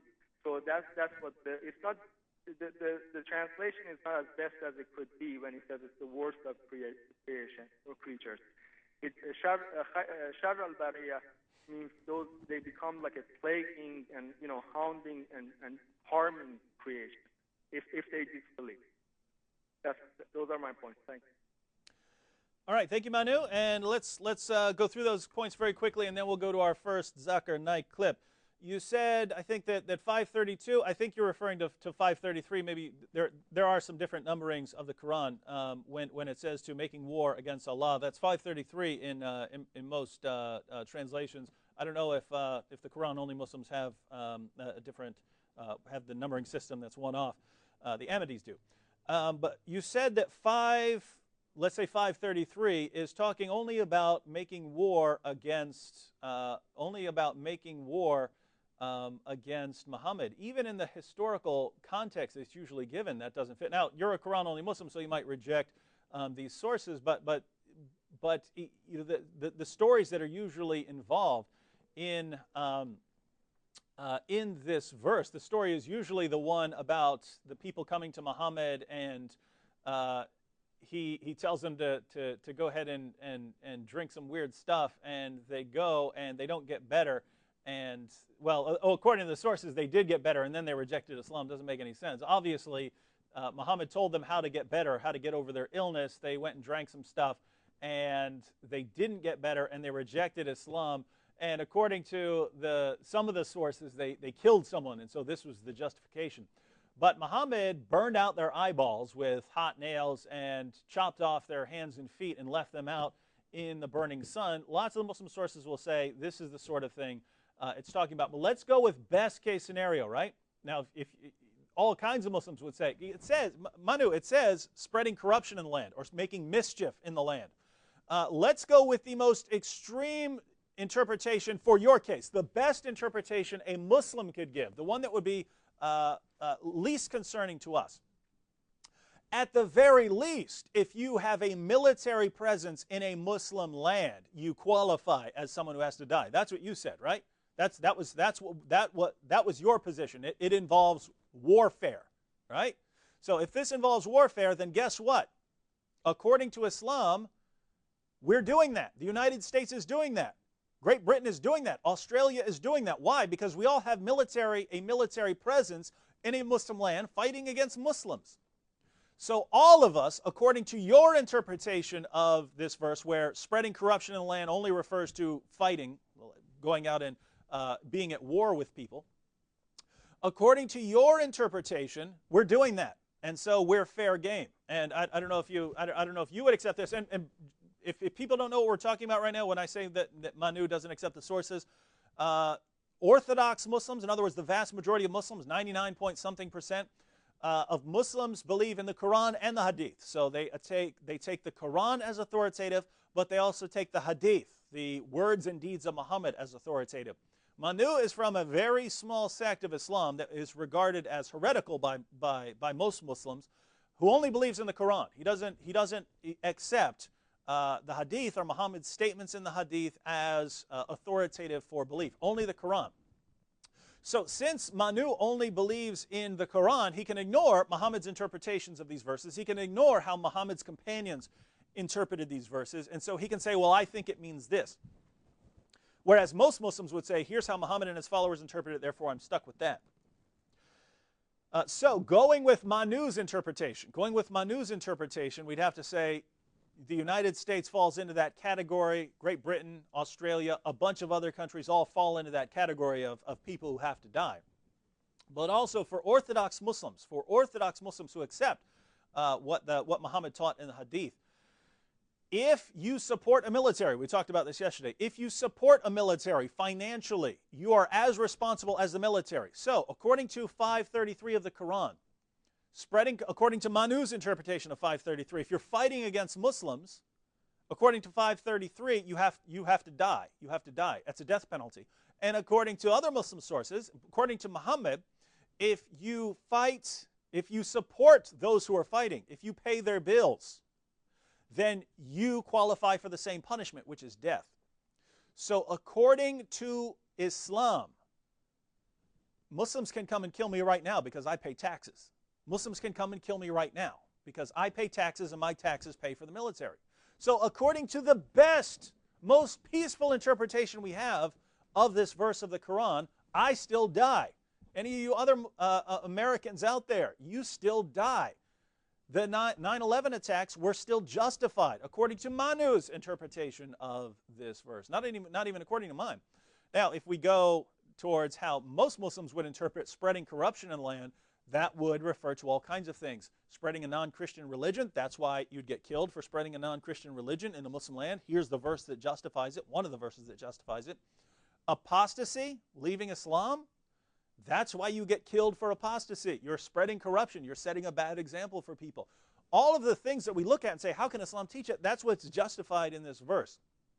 Manu would interpret it a little better than most Muslims, but I'll be honest, I'm not concerned about Manu. If I'm worried about the spread of Islam, I'm not concerned about that small minority of Muslims who accept the Quran only and reinterpret things. I'm concerned about the vast majority of Muslims who follow the example of Muhammad, and Muhammad was very clear in how he interpreted some of these things. Manu went to Surah 3, verse 151, and he said, well, it means soon, right? It means soon Allah is going to spread terror. Okay, let's go with that. Soon Allah is going to spread terror into the hearts of people. How, according to Islam? By the spread of Islam. By Muslims going out and conquering these people. That's how he would be doing it. That doesn't make the verse more peaceful, Manu. This is Surah 3. This is a Medinan surah. But it only comes later. The Surah 9 only comes later when Muslims actually go out and terrorize everyone. So here that doesn't help Manu. That doesn't help for you to say, well, it means soon he's going to do it, because we're in that phase where Muslims are commanded to do it, where Muslims are commanded to terrorize us. 98 verse 6, Surah 98 verse 6. Manu, what you even admitted it refers to people who are rejecting Islam, people who are rejecting Muhammad. I reject Muhammad. That verse says, I'm the worst of creatures. It doesn't say, well, I have the potential of becoming one of the worst of creatures. I am a non-believer according to that verse. It says, the unbelievers from the people of the book. I'm an unbeliever according to Surah 5 because I believe Jesus is the Son of God.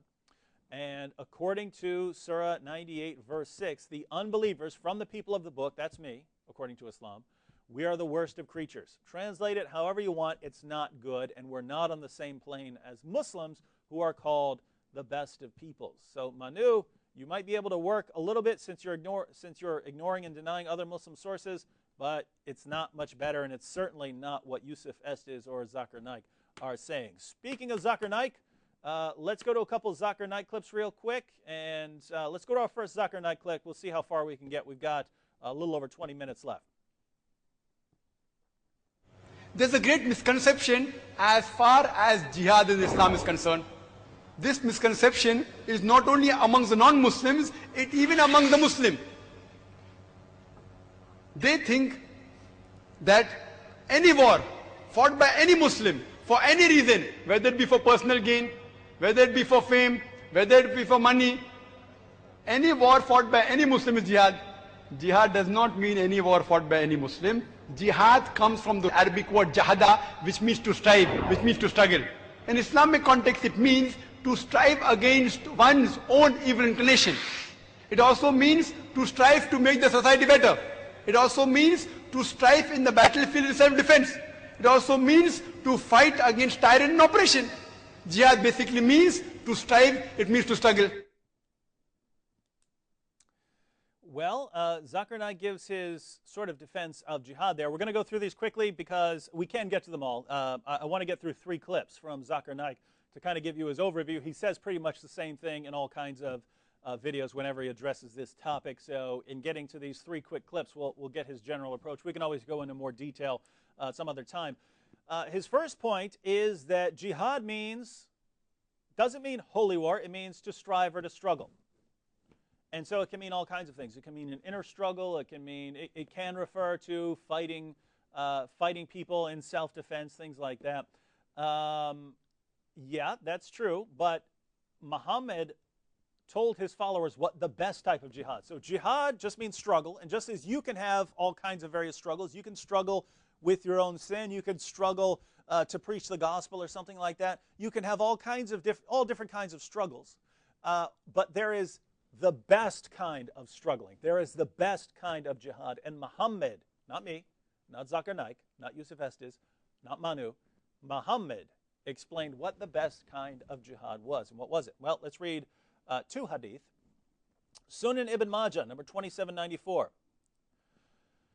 I came to the Prophet and said, O Messenger of Allah, which jihad is best? So Muhammad, there's this struggle, and we talk about the inner jihad and the outer jihad. Which jihad is best? Muhammad said, that of a man whose blood is shed and his horse is wounded. What's the best type of jihad? The actual fighting jihad, the actual warfare jihad, the actual going out and getting killed while subjugating the unbelievers type of jihad. That's the best kind of jihad. So Zakir Naik says, we have to consider that there are different types of jihad. Yeah, true, that's wonderful, Zakir. But Muhammad, your prophet, out of all these different kinds of struggles that Muslims can have, your prophet says the best kind of struggle that the best kind of striving a Muslim can do, fighting the unbelievers. Actually going out, fighting, and getting your blood shed. That's the best one. Now, what is the motive? What's the motive when you're going out and fighting? Muhammad tells us. Sahih Bukhari, number 2810. A man came to the Prophet and asked, A man fights for war booty, another fights for fame, and a third fights for showing off. Which of them is in Allah's cause? So which one's doing the best? The Prophet said, he who fights that Allah's word, i.e. Allah's religion of Islamic monotheism, is superior, is in Allah's cause. The person who's actually doing the will of Allah is the one who's going out fighting in order to establish Islam. And how's he going out? What's the best type of jihad? The kind where you're actually getting your blood shed. This goes back to Surah 9. It's saying the exact same thing. Surah 9, verse 111, those who are with, Surah 9, verse 111, which says that people who fight in Allah's way slay and they are slain. You keep killing until you get killed. That's the Quran. He's saying the same thing here. The type of fighting that is the best involves slaying and getting slain. It involves your blood being shed. And why are you doing it? To establish Allah's word as supreme. What do we say about Islam? What is our criticism of Islam when we're talking about jihad? That Muslims are commanded to go out and fight and subjugate people based on our beliefs. What does Muhammad say? Exactly what I just said. What does Zakir Naik say? Oh, well, jihad can mean different kinds of things. As if that's going to distract us and say, oh, so all these passages talk about jihad, maybe it's just talking about an inner struggle. Well, I shouldn't be worried about that. If Muslims are just, having a jihad against their inner desires, their lust or greed or something like that, I shouldn't be too worried about that. Yes, you can have all kinds of jihads. But the best kind, the kind that we're really worried about, and the kind that Muhammad said is the one that Muslims really need to do, is actually fighting people, killing them, getting killed, shedding blood, getting your own blood shed, getting your horse injured in order to establish Allah's word as supreme. I didn't say it, Muhammad said it. Muhammad said it, the Quran says it. So why does Zakir Naik try to deflect the entire issue and say, well, jihad, it can mean all kinds of things. Pretty scary that Muslims are doing this. Let's go to our next clip from Zakir Naik, and we'll see he's going to go into a bit more depth, and he's going to try to answer one of the most common passages that people bring up as far as Islam being violent. Surah 9, verse 5. Let's go. And very often the critics of Islam, even the Hindu critics, even Arun Shuri, he writes in his book, The World of Fatwa, and he quotes Surah Tawbah, chapter number 9, verse number 5, and it says that the Quran mentions, wherever you find a kafir, into bracket Hindus, wherever you find a kafir, you kill them. And if you open the Quran, and if you read in this Quran, chapter number 9, verse number 5, it does say that wherever you find a kafir, you kill him. But it is a quotation out of context. For the context, read a few verses previous. The first few verses of Surah Tawbah speaks about a peace treaty between the Muslims and the mushriks of Makkah. This peace treaty was unilaterally broken by the mushriks of Makkah. So Allah subhanahu wa ta'ala, by the time he reaches verse number 5, he gives the ultimatum to the enemies, to the mushriks of Makkah. You put things straight in 4 months' time, otherwise the declaration of war. And in the battlefield, Allah says to the Muslims, wherever you find the enemies, wherever you find the kafir, you kill them.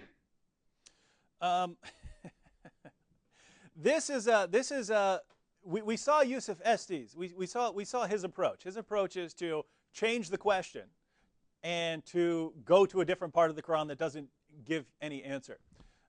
So that's Yusuf Estes' approach. Zakir Naik's approach, and pretty much the standard approach of lots of other Muslim apologists, is to take a violent verse of the Quran, Surah 9, verse 5, and to go to some of the surrounding verses and then to pack some meaning into them that was never intended in the original writing, but to pack some kind of meaning into these verses, and then to show that Surah 9:5 is entirely peaceful. So just to follow the general approach, because this is what you're going to see over and over again as we, down the road, we continue to look through the interpretations of people like Zakir Naik.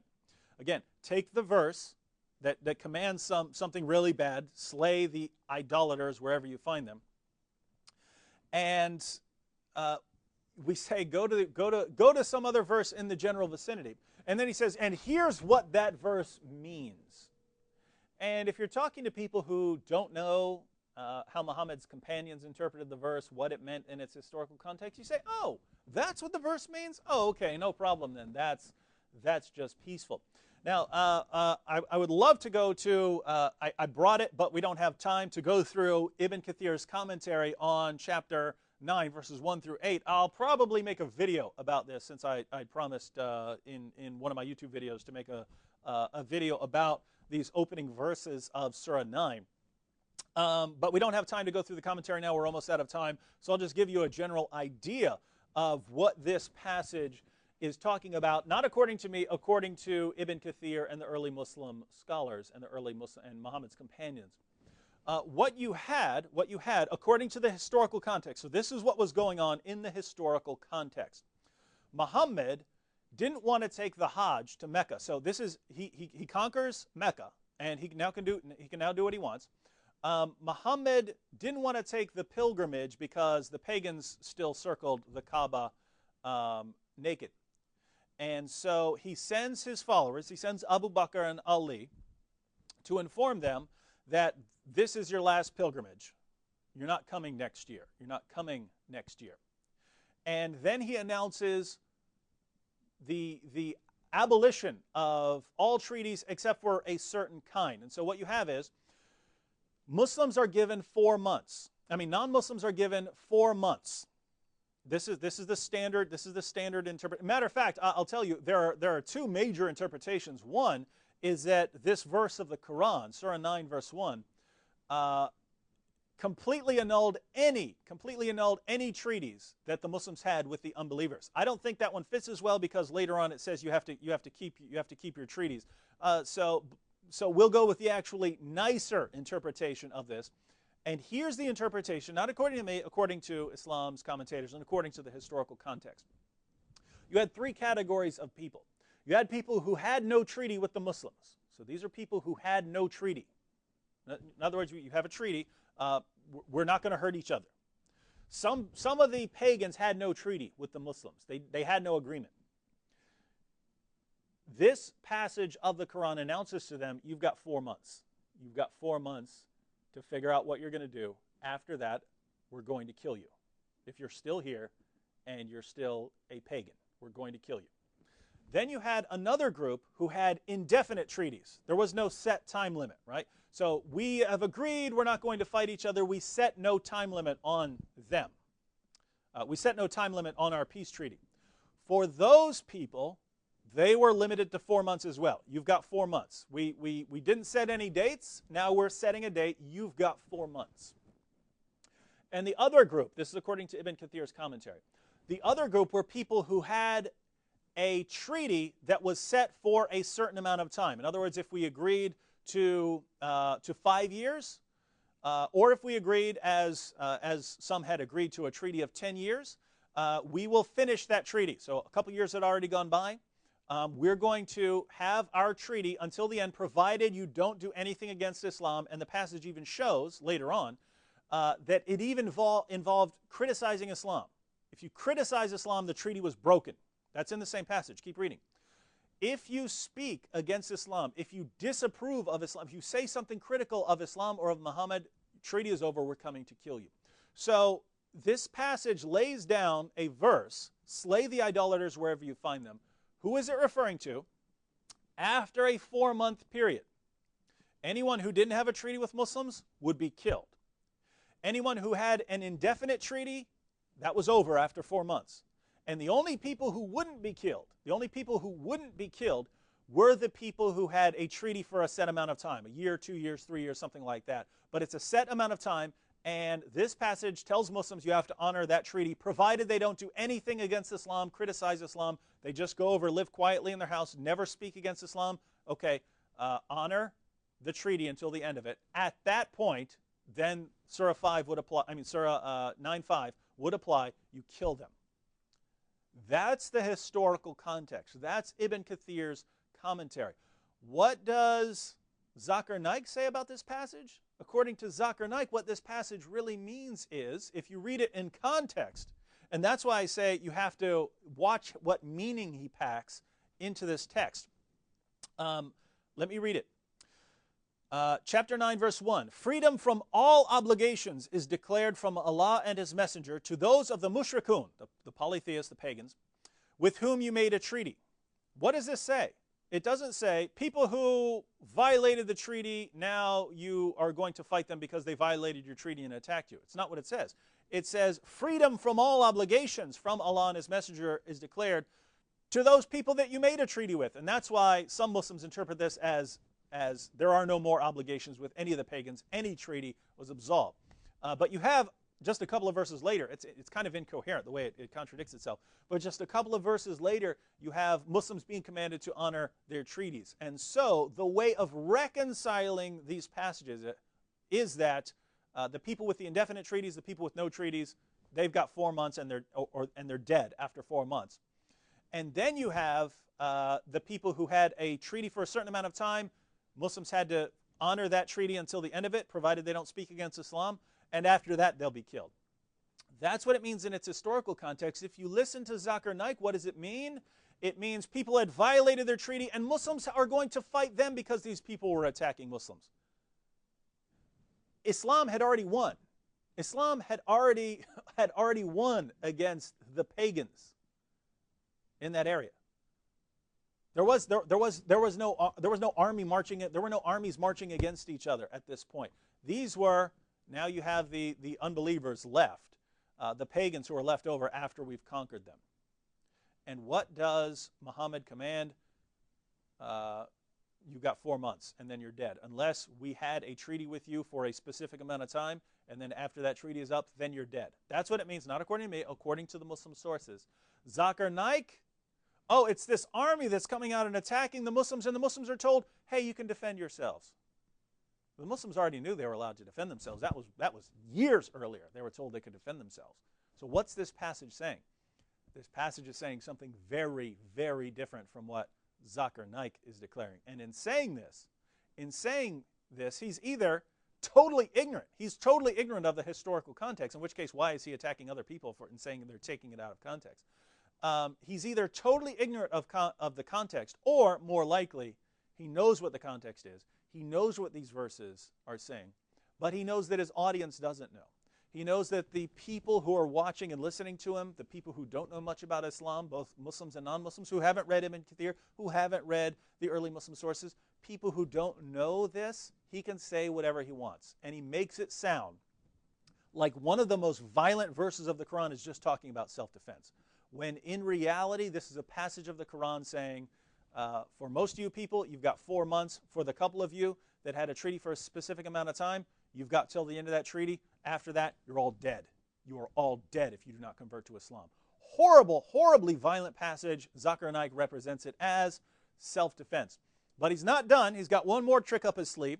And let's go on to our final video clip of the evening, and we'll see what Zakir Naik, how he's going to convince his listeners that this is peaceful by going to the next verse. So he went to the earlier verses. Now he'll go to Surah 9, verse 6. Let's see what he has to say.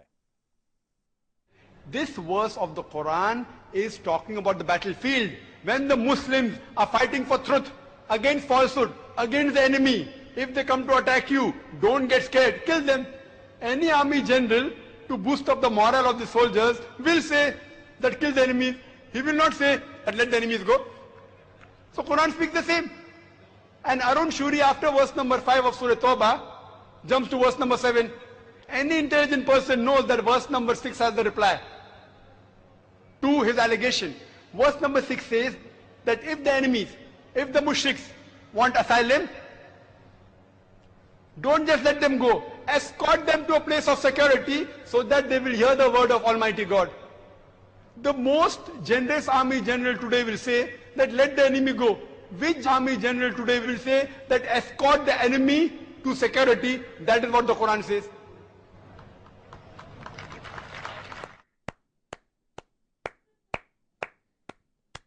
Bravo, Zakir Naik.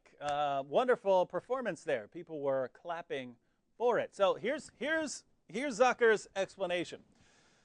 Surah 9, verse 5, which says, slay the idolaters wherever you find them. And according to the historical context, means exactly what it says. The only thing, the only The only way you can water down this passage at all is by pointing out that Muslims were commanded to keep certain treaties until the end of a specified term before they would slaughter the people.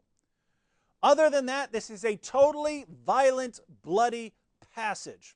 But according to Zakir, he says it can't be that violent because in the very next verse, Muslims are told that if someone asks for asylum, one of the pagans asks for asylum, you give it to him and you escort him to a place of security. So you're taking care of these people. You obviously can't be commanded to kill unbelievers wherever you find them if the very next verse of the Quran says that you have to protect them, that you have to take them to a place of security. Pay attention. What I said about Zakir Naik's methodology, there's a violent verse, he goes to a nearby verse, and he gives it a meaning that was never intended, that was totally foreign to the early Muslim community. And he packs his meaning into that verse, and then he says, you see, therefore, it's peaceful. Let's read the next verse, and I'll tell you, Zakir Naik won't tell you, I'll tell you how the early Muslims interpreted this verse. But you can see why he would go to this verse to pack some meaning into it. So, next verse, Surah 9, verse 6. If one amongst the pagans asks you for asylum, grant it to him so that he may hear the word of God, and then escort him to where he can be secure. That is because they are men without knowledge. Again, we don't have time to read the passage, but you can go to this verse. Ibn Kathir, the tafsir of Ibn Kathir, that gives you the historical background, the historical context is available online. You can go to Q, the letter Q, tafsir, tafsir.com. You can read the commentary to make sure I'm giving you accurate information. Don't just believe anything I say. Verify it. Test me. Make sure I'm telling you the truth. If you go to Ibn Kathir's commentary, you'll see what this verse means. And actually, once you understand the historical background, now you can understand exactly what the verse is saying. According to Zakir Naik, what this verse is saying is, hey, the pagans say, okay, we don't want to fight. We don't want to fight anymore. You take those pagans and you escort them to a place of safety. You take care of them. And he says, look, a regular army general is not going to do that. So Islam is actually much more peaceful and tolerant than any army ever would be. According to Ibn Kathir, when it says, if one of the pagans asks you for asylum, or according to Pickthall, if one of the pagans seeks your protection, this is referring to people who are interested in Islam and they come to the Muslims, right? So they're pagan, and someone hears about Islam and wants to know what Muslims teach, what this new doctrine is. They come to the Muslims. You don't just kill him. You don't say, oh, it's a pagan, let's kill him. This is someone who wants to hear the word of Allah. And since this person wants to hear the word of Allah, you have to tell him the word of Allah. He's going to need time to make a decision about it. He's going to think about these things. So once you've preached to him, once you've explained what Islam teaches, then you make sure he gets home safely to think about these things. And now let's read this verse, keeping in mind the historical context according to Ibn Kathir. If one amongst the pagans ask thee for asylum, grant it to him so that he may hear the word of Allah. That's exactly what the passage is saying. If someone asks you for asylum, you grant him the asylum so he can hear the word of Allah. This is referring to people who are asking about Islam. But that's not how Zakir Naik interprets it. That's not what he tells his listeners that it means. According to Zakir Naik, it means, hey, if the pagans stop fighting, then you make sure they're safe. You take care of them. Not at all what this passage is saying. He's putting his meaning into it so he can ignore the obvious implications of the previous verse. So putting all of this together, the meaning of these opening verses of Surah 9 are pretty clear. Some people had certain kinds of treaties. Those are gone. Some people had treaties with a specific term. We'll carry those through. Once the 4 months are over, and on the one hand, you kill those people. Once those other treaties are over, you kill those people if they don't convert to Islam. And the exception is if a pagan comes to you and says, I want to hear about Islam. The other exception, according to Ibn Kathir, is if some kind of messenger comes along with a message, you don't kill him. You don't kill him. So if someone comes and wants to hear about Islam, you don't kill him. If someone comes with a message, you don't kill him. Other than that, you kill them wherever you find them. Is this peaceful? Is this talking about self-defense? Not at all. Same thing we always find. You're killing people because of what they believe. So Zakir Naik, no different from Yusuf Estes. They differ a little in their method, but they're both doing the exact same thing. They're misrepresenting and distorting Islam in order to avoid negative views of Islam here in the West. And that's exactly what Surah 3, verse 28 tells them to do. You pretend to be friendly in order to avoid negative repercussions against Islam and Muslims. Horrible, horrible stuff. I hope that you've got an idea of what's going on in the Muslim world, because these are the people who go out and tell people what Islam teaches, and thousands of people listen to them and they say, oh, Islam is peaceful. And they're only getting that reaction by distorting the obvious and clear meaning of the Quran, the Hadith, and the Tafsir and the Sirah. All right, well, we're out of time. I'm going to go a couple minutes over just because there's some callers who've been waiting. Let's take 2 callers real quick. Please don't call in anymore. If anyone's saying, oh, he's going to take callers, let's call in. I just want to get to these callers because they've been on the line for a while. So who do we have? Oh, hung up? Okay. No problem. No problem. Call in next time. Did both callers hang up? Okay, no problem. Then we're at the end. Well, what do we have, ladies and gentlemen? Zakir Naik has never faced an experienced debater in his life. He won't defend Islam. He won't defend Muhammad on stage against an experienced debater. Why not? Because he would say things like he just said in the clip. Suppose the debate were, is Islam a religion of peace? Suppose it were a very narrow debate. If we were just talking about, does Surah 9, verse 5 command Muslims to commit violence? That's not just talking about self-defense. The way Zakir Naik handles things now, he gets on stage, he says whatever he wants about these verses, and no one is there to correct the obvious errors. No one's there to say, wait a minute, Zakir, that's not how Muhammad interpreted that. That's not how Muhammad's companions interpreted that. That's not how the early decades of Muslims interpreted that. That's not how Ibn Kathir interpreted it. Zakir Naik, you're inventing this. No one interpreted it that way.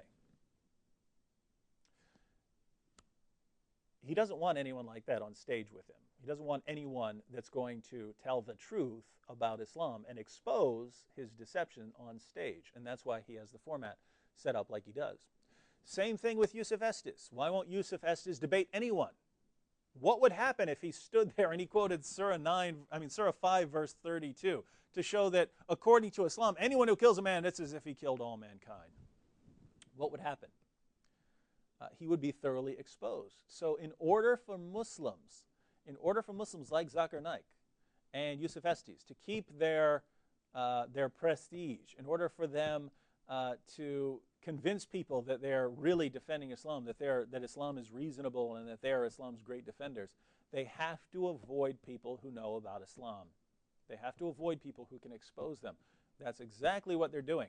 So the point here really is, all of you Muslims out there who, when we talk about Islam, you call in, you send us messages, you leave comments on our videos, and you say, oh, you would never say this around Zakir Naik because he would expose you. My friend, it's the other way around. We have an open invitation. Call Zakir Naik, call Yusuf Estes, call these guys. We will face all of them on stage at the same time, at once. I'll come with Sam Shamoon, 2 of us, or pick one of us, pick one, me or Sam Shamoon.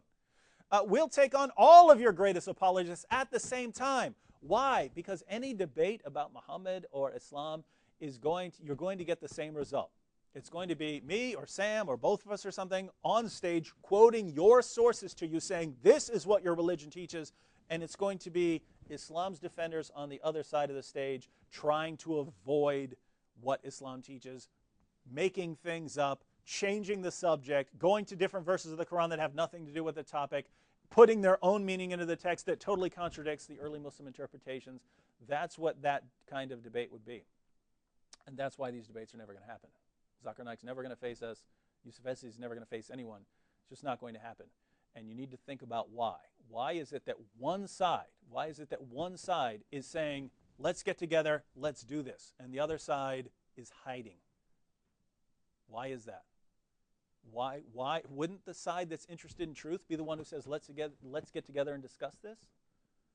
I think so. And I hope you'll think about this and start wondering why the people you regard as Islam's great defenders are people who would never defend Islam with anyone who knows what they're talking about standing on stage with them. All right, well, that's the end of our show. Hope you've learned something, and hope you'll also study for yourself. Don't just listen to Sam Shamoon. Don't just listen to me. Don't just listen to James White. Don't just listen to what we say and let that be the end of it. It's good to go out and study these things. You certainly, if you're a Christian, you want to study the Bible. If you're a Muslim, you need to study the Bible to investigate what it says, because people like Zakir Naik and Yusuf Estes, when they tell you what Christianity teaches, they usually are totally wrong. And so if you want to know what we actually believe and whether it's true or not, you'll want to study that. Christians out there, Christians of the world, Islam is false, but in order to show people that it's false, we need to be aware of at least some of the Quran's teachings so that we can discuss these things. That's what we do on this show. So this show is meant to be kind of a springboard for your own learning. I hope everyone, whether Muslim or non-Muslim, Christian, non-Christian, will go with this information, try to look more deeply into it so that we can get to the bottom of things. Because as you can see, there's a lot of misrepresentation and distortion out there. And the only way to correct it, the only way to expose it is by learning and informing ourselves of what the Quran actually teaches, what the Bible actually teaches. So see you next time. God bless everyone. I'll see you next time.